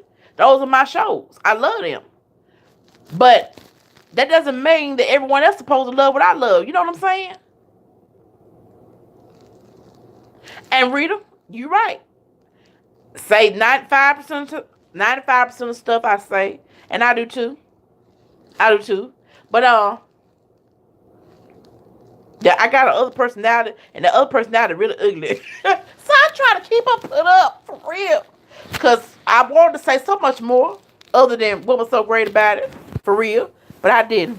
I told her to be quiet. I have to tell her to be quiet sometimes, cause she acts up. She acts up pretty bad. And Charles, people, well, see, everybody don't know how to handle you. And I said yesterday in my video, everyone can't wear Versace, baby, and everyone can't drive a Rolls Royce. And that's not being arrogant, and I'm not putting myself up there to be high quality. What I'm just saying is, everybody can't rock with me, and I can't rock with everybody. And once you learn that, you cool. Charles, you don't watch like any TV? Honey, I'm a TV addict. I can't lie to you. I got to have some TV. Face Squad say you her cup of tea, Charles. Charles, we love you, honey. We do. And sometimes you hurt my brain. I ain't gonna lie. I'll be like, Lord have mercy. I wouldn't have thought in a million years. But since he brought that out, what about that? What if? And I actually have written down some stuff and really analyzed it. You make me think. You watch the Lakers and everything else you stream. Oh Lord, not a Laker fan. Oh Lord, a Laker fan. I ain't gonna even say what kind of fan I am. I'm not gonna even say because I always get bashed when I see it. So leave it alone.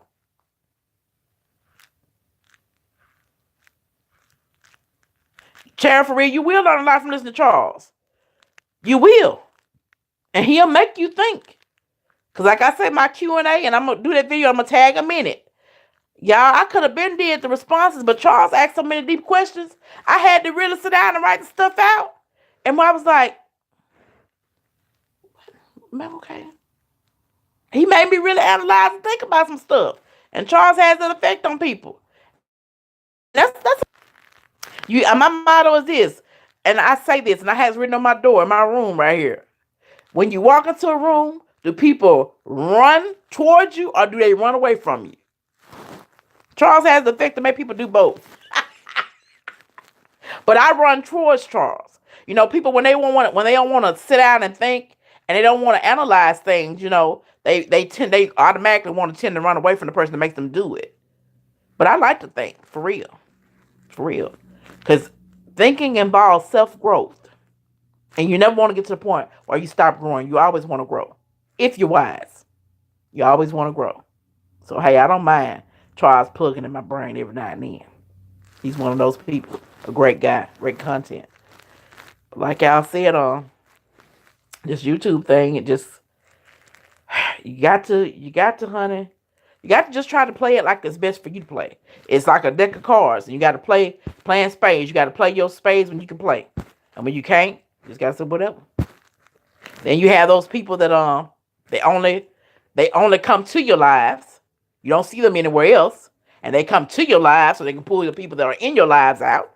You have those people. So I don't mind the people that come to the lives and that's all they come to. That's fine. I appreciate that. Come to my lives and give me love. But what aggravates me is that I don't mind people.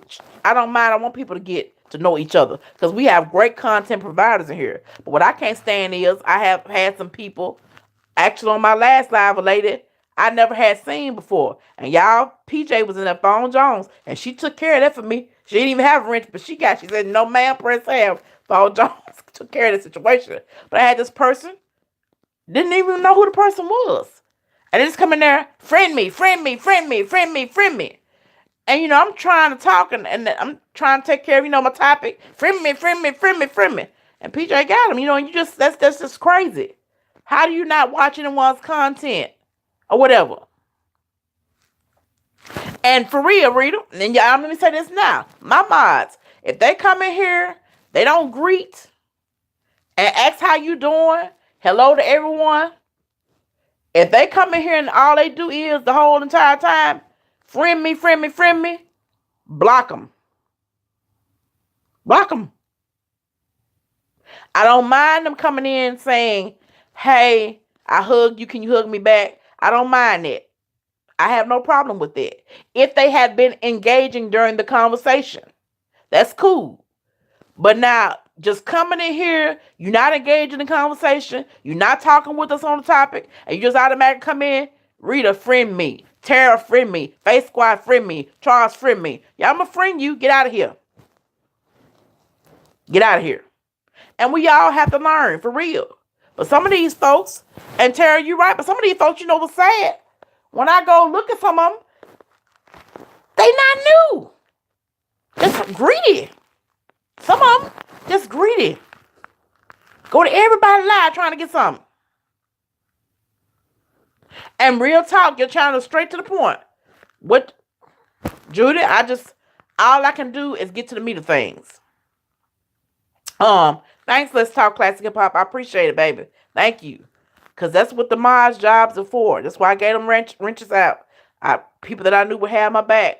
And then some of y'all Face Squad, I know she moderates on several channels and stuff, so I want to add to. Because moderating is a job too, y'all. For real. And people just don't understand the complexity of YouTube. They think that all you do is upload a video and just talk or do a mukbang. It's deeper than that. When you provide content, you're trying to be loyal to your subs, Then you moderating on other people's channels, and when they go live, you trying to jump on there and make sure they're okay and do what you're supposed to do. All of that is a job. It's a job. Like I said about one lady on here, I still don't know. I don't know how she eating pee.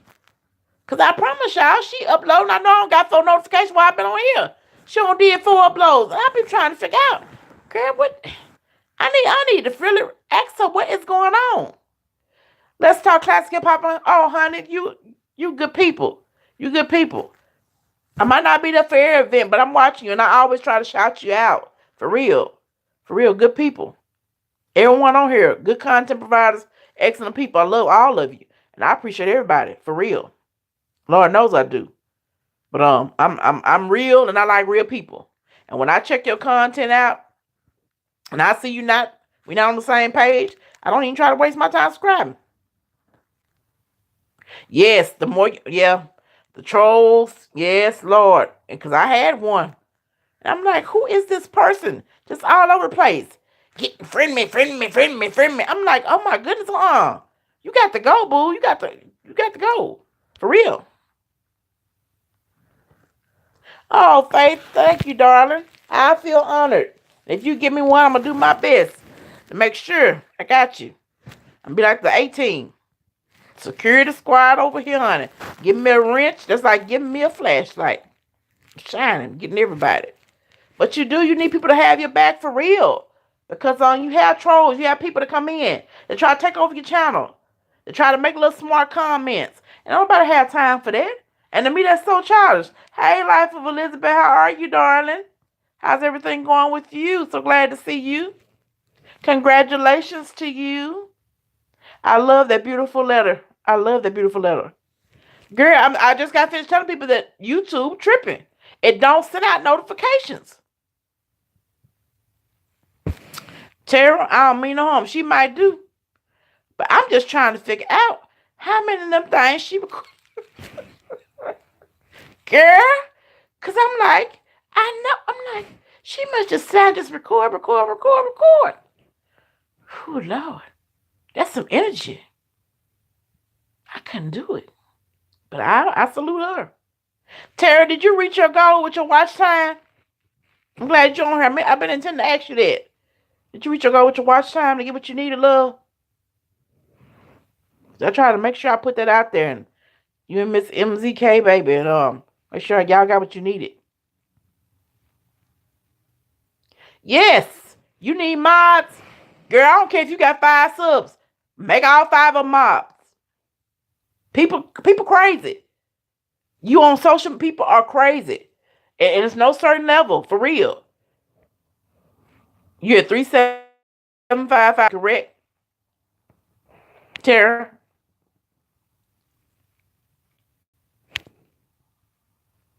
Yep, 5 mob squad. Get 5 on the mob. Get 5 mods for the mob.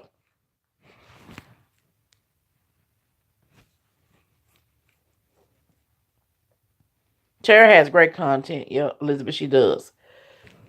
I think she needs 4,000 watch time, and she had 3,700.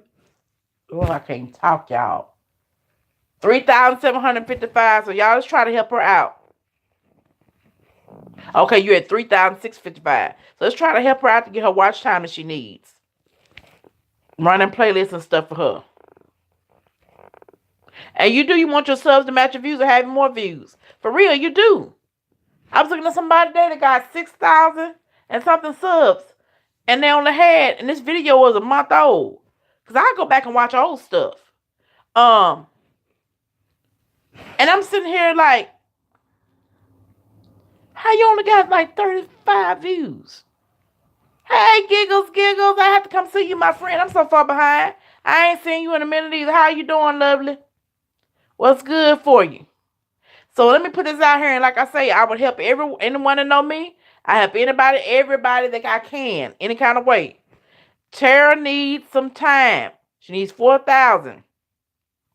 She had 3,655. Y'all, please go run Tara's playlist for me. Please. If you don't mind. Like I say, you can mute it. We understand you can't comment on every video. Run 3 or 4 of her playlists to give us some watch time. Watch time is free. Charles, you already done told us about your infatuation with Tara now. And don't make us other women jealous. I'm just playing, Charles. I'm just playing. But for real, she needs that. We need to help. That's my thing. Uplift, build, motivate, and encourage. Let's do that with each other. If we do that with each other, we won't need all these squads and I am hashtags and all this other stuff. We can do it to our own. We can do it. For real. We can help lift, build, motivate, encourage each other. For real. Baby, I need to get me a shirt that say that and start selling it. And putting my little hashtag Tasha Lane not average. For real. Giggles, I'm good. I'm just like I said, this weather change in Arkansas here. Y'all know how the weather is where you at. One day last week, y'all, it got up to 70 degrees. I had to turn the air conditioner on in the apartment. Then 2 days later, we dropped down to 30 degrees. So it's with this weather, I'm constantly staying congested and coughing and all this other stuff. But other than that, I'm good, girl. Oh, you are so much, Tara. You are so much, honey. We got to help each other. Got to. And Judy, thank you so much. I love you too, honey. I love you. I love all of you, and I appreciate you. But I don't know who else to be. And I said yesterday in my video, for so long, when I was younger, I tried to conform to what people felt I should be like. I have 2 older brothers, and one of my brothers was a preacher when I was growing up, and I was always called by my brother's last name. I didn't even have a last name. They wouldn't say Tasha. They would say, "Oh, you such and such a little sister," and tried to act the way someone because I was their sister. And as I got older, I'm like, I have my own personality. I mean, let me be who I am. For real. And I'm like you. I don't want no one add me that don't watch me. I don't need you to keep it in space. I want people to interact. I want you to watch the content. I want the content to bless you. I want to be a blessing. For real. And Casey, I'm sad to say, I am a Scrooge. I'm trying not to be, but I am. I'll be glad when Christmas. I'm not trying to rush it, but for real. My grandbaby is the only reason why I press forward. And I hadn't did decorations since my daughter died in 07. That was the last Christmas tree I put up. For real. 07, after my daughter died in 07, that was the last press through that Christmas for my boys because it was hard on them. At the time they were 8 and 14 years old. I did the tree and we did the gifts and the lights, and I hadn't did anything since then. And my family be like, you need to do this, and like I tell them, leave me alone. Some of them understand. Some don't. But I tell them, leave me alone. Just let me do what I need to do on my terms. Just leave me alone. For real. Charles, baby, I don't know. You got love up in here, Charles. Now, all these other folks, if they don't love you, we don't need them no way. Throw them away. We don't need them. But Charles, in here, we love you, baby. We love you. Oh, thank life of Elizabeth. I appreciate you, darling, so much. Thanks so much. Casey, you at work out and about? I understand, honey. Charles is sweet. He just make your brain hurt. But Charles is sweet. Hello, Jamaica girl 123. I missed her. How are you, love? Jamaica girl, how are you, darling? I'm sorry I missed you. Please forgive me. It wasn't intentional. Hope you're having a great day. Casey, I'm glad you're in great spirits, sisters. Thank you. Let's Talk Classic. Good. I'm glad you're doing good, Jamaica girl. Yes, baby. We all blessed. I know that's right, sis. Blessed to be alive, to inhale and exhale. You hear me? And see another day. We are. As a child, it was, exciting. You couldn't wait. Now it's just another day.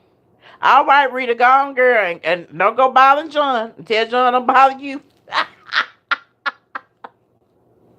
I love you, Rita, and have a good one. Thank you so much for your support. I appreciate you. Hey, baby, as long as you moving and shaking, you got it going on, Casey. That's all any of us can do. Move and shake the best we can. That's all we can do. Girl, face squad, you might well go and get you some tissue. Because, baby, you finna be tickled. And you finna be like, what the hell? Cause when I watch it, that's what I'm saying. And you know, Rita be telling, she tell everything in such great detail. And she be like, now, y'all, listen. And she be so serious, but y'all was just hollering. I'm so glad, like I said, I went inside that doctor's office because them people thought I was crazy. For real. Because I was literally, I had tears roll down my face. I was laughing at John. John, she need to do a whole playlist for John. Because John is fun tea. Not funny, but fun tea. Yes, indeed. But y'all, I kept y'all almost 2 hours, hour and 35 minutes. Lord help me. But I just wanted to get on here and talk about addiction, like I said. Um, Casey, you say you never been Hey, look. Growing up, I used to love Christmas, but there were some Christmases that we had no, have it. We ain't had gifts. So what she would do is she would just wrap the boxes up and make it look like we had presents on the tree. That's my truth. Um, and then we had one Christmas where my brother that was addicted to cocaine, he stole all the Christmas gifts. But what he did was, it's funny, but it's not funny, y'all. My brother stole all the Christmas gifts, and then he wrapped all the gifts back up perfectly, empty. He did that. My mother was not very nice to him. Go ahead, Elizabeth. What's your question, baby? But that tripped me out. So, as a child, I had some difficult Christmases, but they were all blessed. But after you go through a loss, for real, around the holidays, you really don't be into them, y'all. You really don't. You try, and like I say, because of my brother was that's the smartest child my mama had, for real. That my brother that's on drugs is the smartest child that mama had. Me and my other siblings, we had to study. That boy didn't have to study, and had a 4.0 grade average on the student. He only lacks so many. I think the only thing he has to do is present his dissertation to get his doctorates. Highly intelligent. Just addiction, like I said. Addiction. Hey, Aiden, how are you? How are you? I hope all is well with you. Um, for real, just addiction. Took him down through there. But the smartest child my mama had, and the best hearted child. I'm a good person, but the best hearted child my mama has will give his last to anyone. For real. And addiction doesn't discriminate. Okay, about a baby. Well, I would say this. Make the baby registry. Go ahead. If they want to send you gifts, the people that really want to send you gifts, they can send them. I put my Cash App on my videos. Hey, my channel needs some things. If they love me and want to donate, that's not being begging or being ugly. It's just saying, I'm not saying if you don't donate, I'm going to hate you. But I'm saying if you do donate, I appreciate it. So, we have not because we ask not. So make one. That doesn't hurt. Nothing wrong with that, sis. Yeah. Like Faith said, do whatever your heart desires, sweetheart. And so there are some good people that just really want to look out. For real. For real. So do that. Nothing wrong with that whatsoever. Just whatever make you happy. A YouTube baby shower, that's interesting. And Tara, mamas are magical, aren't they? Mamas are magical. My mom had little to no income either. And she put 3 kids through college. She did that. She was undereducated. My mom, she had a lot of wisdom, but she was undereducated herself. And she had a ninth grade education. Ninth grade education. And didn't have a lot of income. But we always had food on the table. We never went around raggedy. If we said we needed it, majority of the stuff I said I needed, I wanted, I got. I had to understand South spoiled. We just hit a few bumpy spaces every now and then and had to go without some things. But for the most part, she made it happen. She made it happen. And honey, let me tell you, hey, I learned the hard way. When you're a mama, everything changes. It does. And with my boys, like I said, even when I did that food pantry thing, I've been that chick that has had to go to churches and ask for donations for my kids. But when you have kids, pride is out the door. Pride is out the door. Because I wanted to make my boys and ask to be here. I wanted to make sure they had the best they had. My first real job, I had other jobs, as teenagers or whatever. But my first real job, I was a security guard. Y'all imagine me being a security guard? That's another topic though. But I was a security guard at a plywood mill that was here. And I got paid like $6.75 an hour. I had 2 children. And rent was $200 some dollars. Car note was $100, the insurance $130. That took one check. One check couldn't even pay all that back then. So hey, honey, I went to churches. Look, I have 2 kids. I went to the wish. We had something called Angel Tree. I went to the Angel Tree. I did what I had to do for them 2 boys. I did. And don't regret none of it. Because the one thing they can't say is, we woke up, we never had nothing on Christmas. We went hungry. Can't tell that lie on me now. You might have had a lot of butt whoopings, but you ain't never go hungry, and you had stuff for Christmas and your birthdays. For real. You did. And ain't no problem to come to your kids, like you said, Tara. It's not. It's not.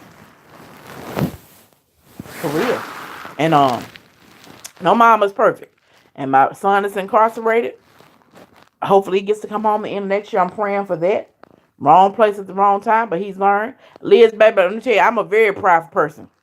That's okay, Jamaica girl. Thank you for stopping by. What's up, the roommates? How you doing, love? What's going on with you? I'm a very prideful person, but when it comes down to my boys, baby, I did what I had to do. Mamas do what they had to do. Now, y'all might not believe this, but I'm just, I'm always honest and welcome.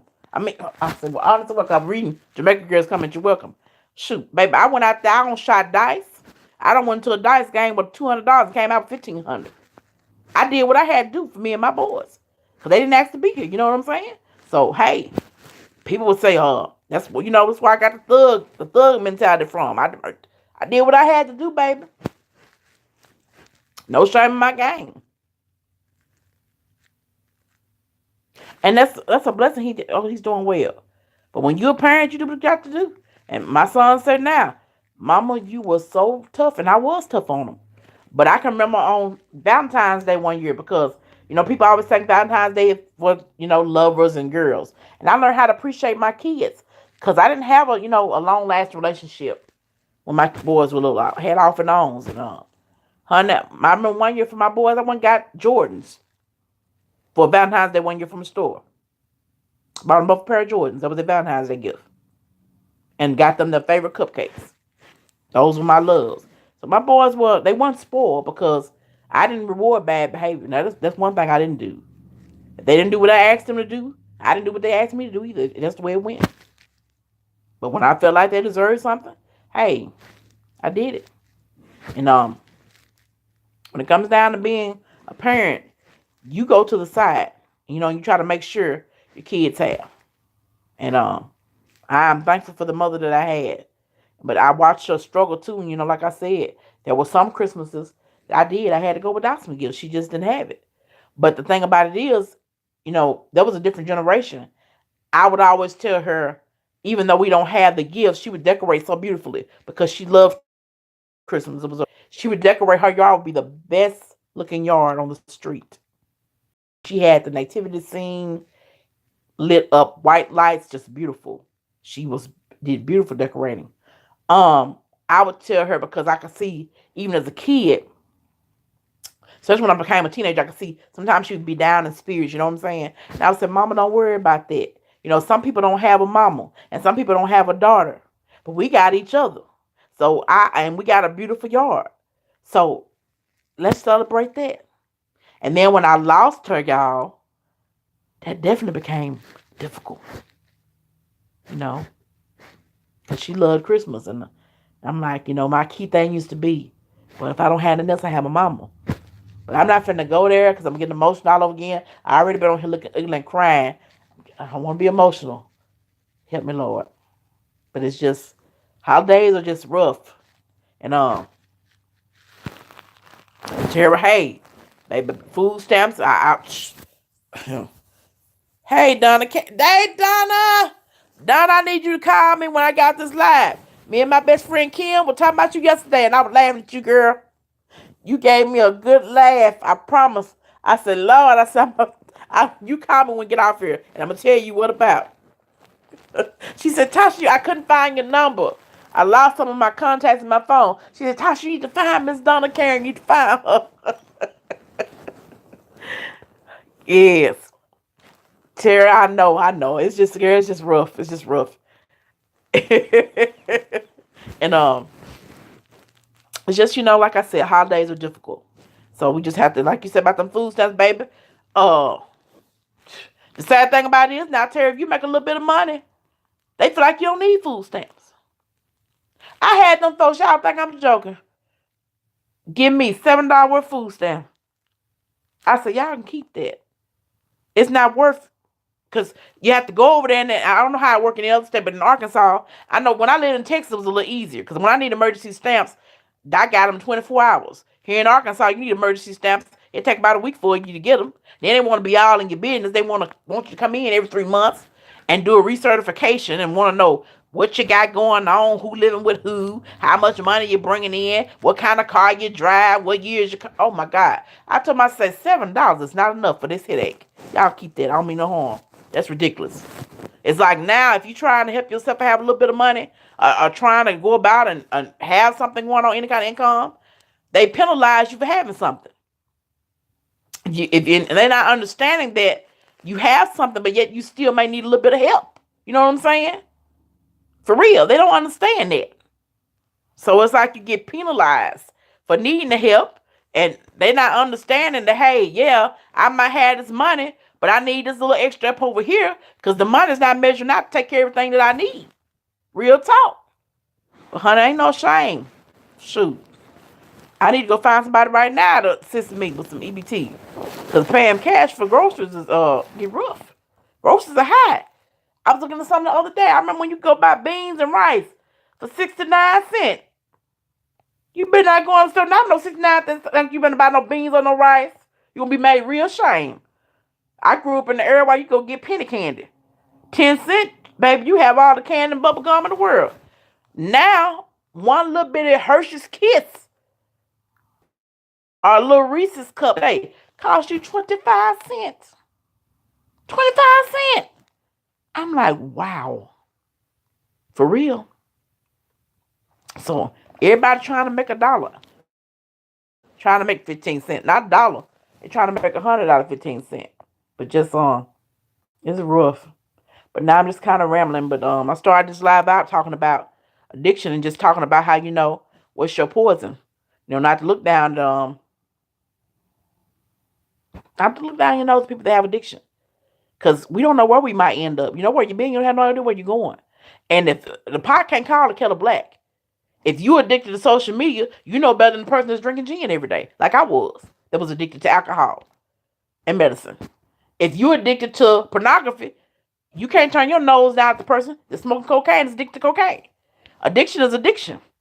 It's just all about what's your poison. Hey, them paper food stamps was a bomb.com. You think they wasn't? And when I was in college, my mom would send me a $100 book. And I'd be happy, babe. I'd be waiting on that post office box. She said, Elaine, I'm finna send you some stuff for your groceries. Okay, mama. And baby, who didn't care? And other folks be like, girl, that's why you hungry. And that's why me and my roommate up in here eating good. Mm-hmm. That was back in 96. I didn't care. Before the card came out. And girl, I'd be ashamed to be going to the store with them food. Baby, bye. That's why you and your roommate hungry. Me and my roommate be eating spaghetti and hamburgers. We be cooking in the dorm. While y'all down there hungry. And eating that nasty cafeteria food. We be living it up. Cooking hamburgers and whatever else we wanted to eat. Because the food stamps was the bomb, baby. I ain't mad at nobody. Nobody. Hey, Les, how you doing, darling? Girl, food stamp day was the best day, Liz. I ain't gonna even lie. I get real excited on food stamp day because I already know. I had my little list of stuff. This is what I'm gonna buy from the store. And mama wasn't gonna say no because I could get it. Okay? Good, Liz. I'm glad you're doing well. Good that you were able to stop in, honey. You are so motivational. I love your quotes on Saturday. I love them. Yes, girl. True. Baby, bye. I wish I could invent some children right now. At least by 4 of them. If I could invent 4 children right now, I promise y'all I have some. I become the mukbang queen on here. With steak, shrimp, lobster, double steak, shrimp, lobster, mussels, octopus, squid, donkey, whatever. Y'all be like, what kind of channel? I be like, this is the rich EBT mukbang channel. I wouldn't care. I be eating good. Shucks. Food stamps come in handy. Cause cash ain't no joke. For real. Girl. I went in the store. I'm not lying, y'all. And for the dish that I made on Monday night for that chapel service I went to. It was a hamburger casserole dish that I had my childhood nickname as Tala. Where that come from? My brother and first cousin started calling me Tala when I was a little girl and it stuck. That was the first tattoo I ever got. But anyway, I created this dish, a hamburger casserole dish called Tala. Cause it's hamburger, meat, and cheese, but I add my own little spin to it with some sour cream and Philly cream cheese and chives, parsley, rosemary, thyme. I do some extra stuff to it other than what the recipe called for. So I nicknamed it Tala. That little dish right there, when I spent out money on it, I had spent $40. And I didn't have nothing but like 5 items. I'm like, to myself, I was looking around the store then. Do I know anybody here got some food stamps? That's for real, for real. The number show was they had the brown, wasn't it? Pink, purple, and green. Yeah, Tara, I remember. I'm with you, sis. I'm with you. I'm right there with you, baby. Count them out. Here you go. That's 10. That's a 5. That's a 1. They need to bring back them books. I understand we in the league of technology, but them books was lit. Whenever y'all get through, I like them books. I did. Sell a book of stamps. Sure will. I ain't selling none. I need to buy some. Oh, let me say, what's that thing? If I was that kind of person, I would buy some. In case, the trolls try to get me. Or something. I'm gonna go jail. Girl, I'm telling y'all, food stamps saved a lot of lives. Then these kids now, they be trying to have a little attitude. And then I can remember growing up. Back when I was growing up, people didn't do that. But I saw it when I subbed in school. That's why your mama getting food stamps. Baby, bye, you couldn't make me shame by no food stamps. And some of the little kids be crying. I said, baby, what you crying for? She said my mama get food. I said, girl, bye. I said, y'all be eating steak and shrimp, don't you? Miss Ma'am, my mama made some steak last night. The one with the bone in it. I said, well, baby, don't cry. Just bring them a piece of the bone. They just mad because they ain't got no food stamp. They would eat hot links. Baby, bye.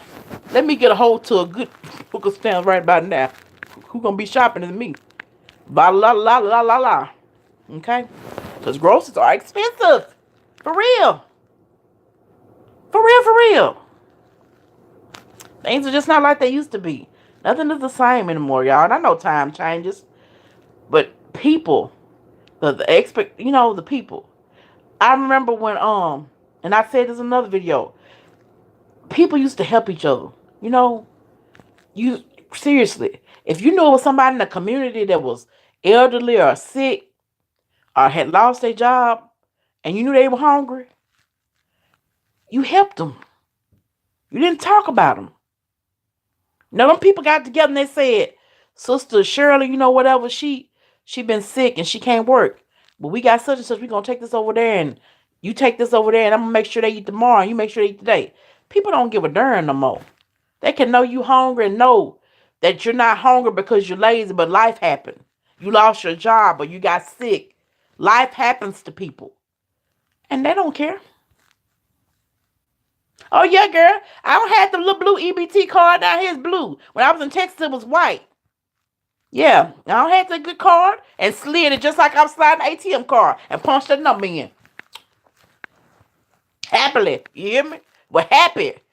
And them folks be behind me looking. I be like, okay, about y'all looking at me. No tax on groceries. I ain't studying y'all. Like she said, no tax on groceries. I slid that, was very happy. Yeah, people had rent parties and stuff, take care of each other. I remember when neighbors was out for each other. My mama, I can remember that. My mama getting together a bag of stuff, of food, or getting together a bag of toiletries and saying, now come on, we taking this to Miss Singer's house, and you shut your mouth. What we doing over here to do, you don't go tell nobody we took this to her house. See, nowadays people help you, and that's why I thank God for the mother that I had. She taught me so much. When you do something for somebody, you do it from your heart, and you keep your mouth shut. You don't do it, then go tell everybody in Crossett, or everybody in Arkansas, or everybody in Dallas, or everybody wherever that you did it. Just help people, because you don't know when you might need help. And that was something that she always stressed. She always said, baby, you don't know when you might need a helping hand. So don't never neglect or negate the opportunity to help anyone that you can. If you got to, give it to them. And if you can't, go to somebody that you know do got to help them, give it to them. And that's real talk. Because you just never know. For real. Just times people. I remember a time you saw somebody on the side of the road, or you got stuck on the side of the road. You weren't worried about that because you knew somebody was going to come through there and help you. Now you get on the side of the road. I had one of my vehicles break down last year. People just small town, you know, everybody know each other. But just, and I'm saying to myself, like, really, y'all? Y'all see me broke down in the middle of the highway? And y'all just really gonna pass me by? Not ask, am I okay? Not ask, do I need assistance? Just times have changed. And back in the day, you couldn't see a woman broke down on the side of the road. She would have to tell 20 people, oh, I'm good, such and such coming. Are they taking care of it right here? Or people would see somebody already there helping, and they would get out their vehicle to come assist the person that was assisting you. Nowadays, folks will see you laying on top of your car bleeding. What they gonna do is pull their phone out and record it so they can put it on some kind of YouTube or social media avenue to get how many likes, Instagram, whatever, to build a channel up. And baby, I got that wick too, Tara. Sure did. Got wick for all 3 of my children. Had so much milk, I was giving milk away. But I tell you one thing, we had plenty of milk. That's the beans too. And cheese. Charles, I think that it's just people are ignorant and selfish and hateful. And we hate to admit that about people. But everyone just don't have a good heart. You know, this is a motto that said, it's some good in everyone. It probably is some good in everyone. But everyone does not allow you to see the good that they have, if that makes sense. You know, it may be some good with everyone. But everyone does not want you to see the good they possess. And that's sad. In a small town, like I said, everybody know everybody. I pulled over for many people. But that day in the pouring down rain, just people sitting there looking at me. And I'm sitting there looking at them, which I'm thankful. I always have an emergency person I call on backup. Hey, bro, come help me. Come do this. Come help me out here. I'm right now, stop what you're doing. They come. But, you know, it's just sad. People crazy. And I shared my whip with everybody too, child. Gave milk and juice and stuff out. Because I got plenty of honey. Whip was my friend. And honey, well, Liz, I'm glad, honey, we crossed paths. And I'm glad I can be a blessing to you, for real. I'm glad. In a way that I can just, you know, uplift or build, motivate, or encourage anybody. I thank the Lord that I can do so. Yes, girl, they gave you so much wick, you had to share it, Tara, for real. And they ain't give you that. I got that good cheese. The big old block cheese. What was it? It wasn't Velveeta, but it was something. But it was name brand Kraft. Girl, that good block cheese. Oh, my God. I'm going to put it in the freezer, honey. We would have cheese and put in milk. And now milk by $5. My God, a gallon. And I was like, and see, I don't like cereal. I don't eat cereal. So the only thing I buy milk for a lot of is like to make cornbread or basically really just to use milk for my cornbread or potatoes. Make some mashed potatoes. But a gallon of milk, $5. So I just have to buy the small containers. I'm like, for people that really have kids and they do a lot of doggone, they do a lot of, you know, feeding their kids cereal, whatever. Or they do a lot of baking. How do they make it? Because you end up, my God, it's ridiculous. What you say, Donna? They didn't the damn weak people didn't give you nothing, girl. They say you overseeded the income. That's what it was, Donna. Tell you, that's what it was. They didn't want to give you no weak, sis. Donna is funny, y'all. She real though. She real and raw. She real. She gonna keep it real. She gonna expose the fakes and the ain'ts. If you fake it ain't, she gonna put you out there. But she real. Donna got a heart to go, but Donna's some damn wicked people. Girl, yo, took a beat. Donna, I just love you because I can depend on you for laugh. Girl. For real. Sometimes it look, I feel like the food stamp people discriminating against me. I can't help it because I ain't got no children. That don't mean I don't need a little bit of sisters.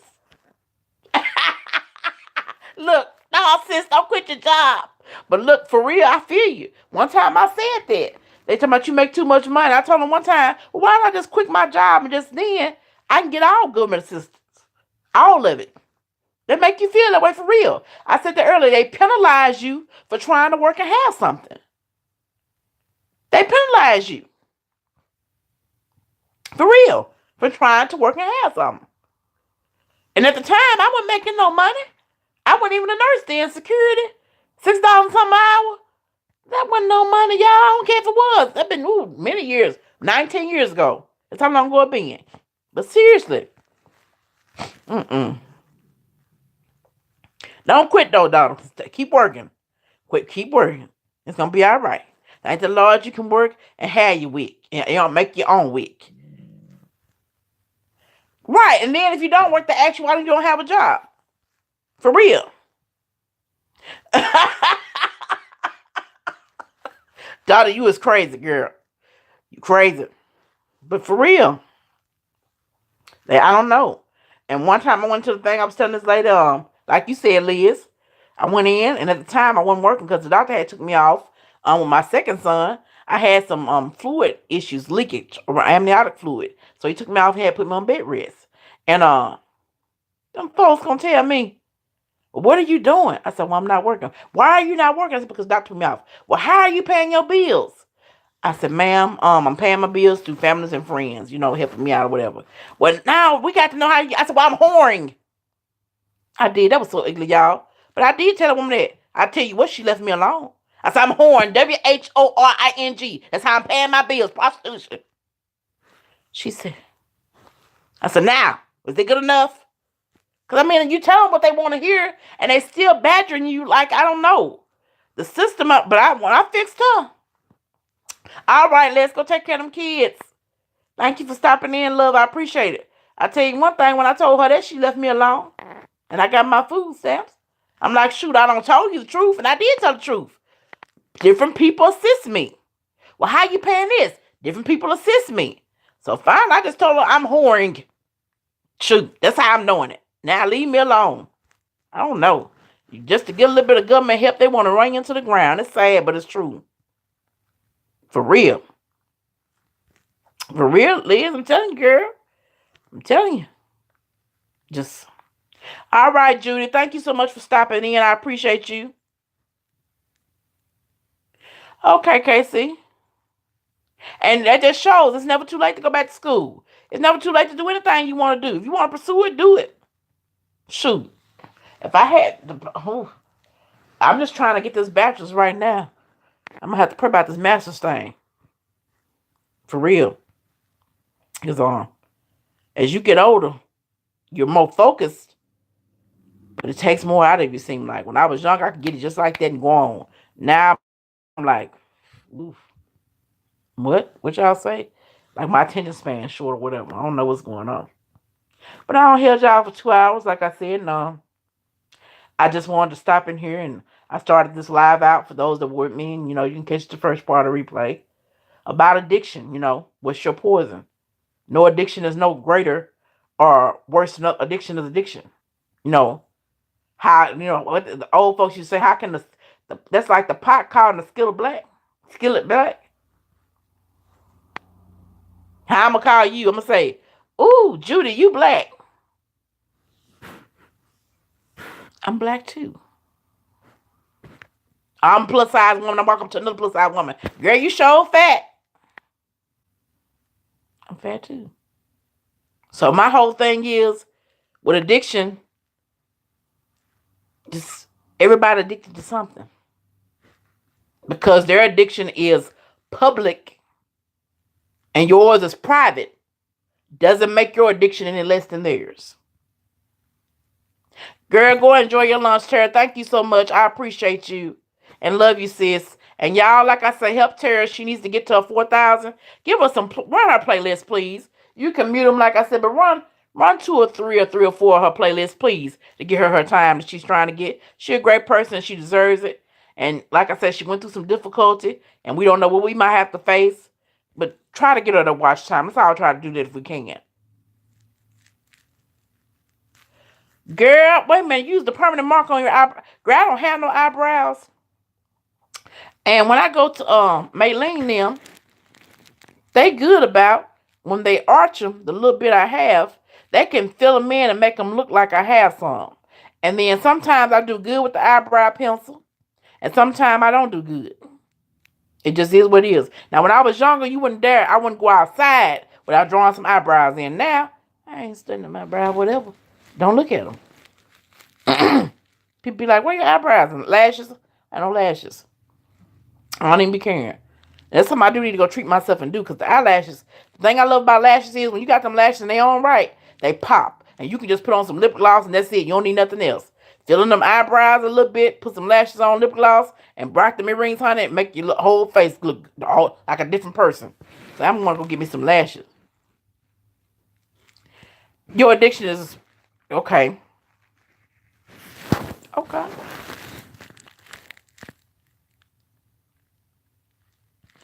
Wait a minute. Donna? Donna says she need help to get her bingo popping. Donna does have bingo, and I got to join one of them sessions on Saturday, y'all. Donna Karen has a great bingo session, and she really does give away gifts. But Donna, they scared of you. That's why they come over there. That's why they ain't about to $5, sis. They scared to come over there. They scared you're going to get a hold to them and expose them, cuss them out. That's what it is. You know, people can't handle the real. They can't handle the real. They can't. They can't, sis. When you real and you raw, they can't handle it. And you tell it like it look. Girl, I was listening to Fiona and Kermit yesterday. That's what I was listening to. I was screaming. Do you hear me? And my best friend say, what in the world? Me and my best friend was stood together. Girl, we was crying. Fiona and Kermit. I said, Donna, it's crazy. What in the world? And you be so serious with it. I said, Lord, I got to find her. And I'm so glad you popped up today. I said, this woman here. She said, with your Kermit. Y'all just have to check Donna Karen out. But, what is it? What is it? Parental discretion is advised.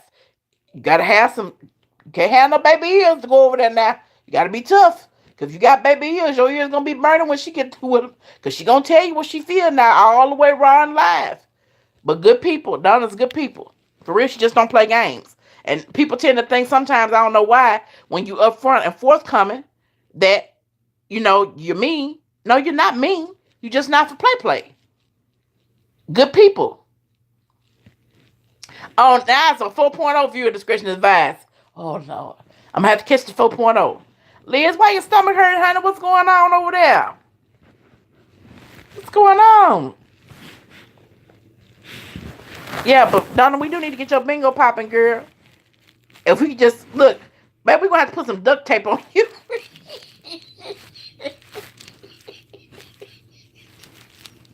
I know that ain't going to work, sis. I'm just talking trash. Put some duct tape. Look, Donna, they came after you. They came after you. Thanks, Let's Talk Classic Hip Hop and Remix. I'll see you next time. Liz, it might be your nerves, honey, for real. I know my nerves get bad. My stomach, I have all kind of stomach issues, whatever. For real, and have to get some medication going. I hope you feel better, love, with your stomach. Drink you some ginger ale. And see what that helps settle it down some.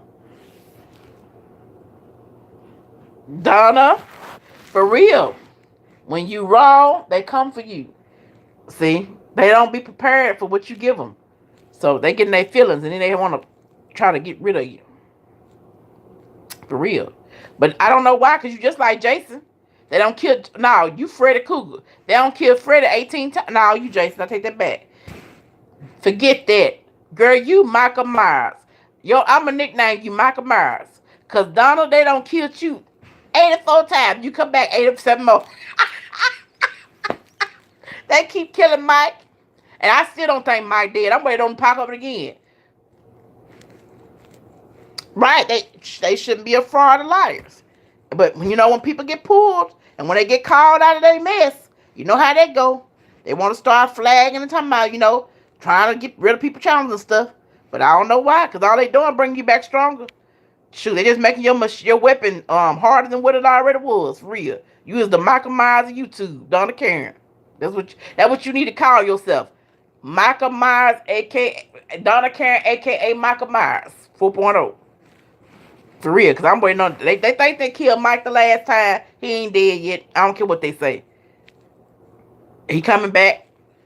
Shoot. He coming back probably with a baby or something. They can't get rid of Mike. And that's right, Donna. Do what you do. People shouldn't play games.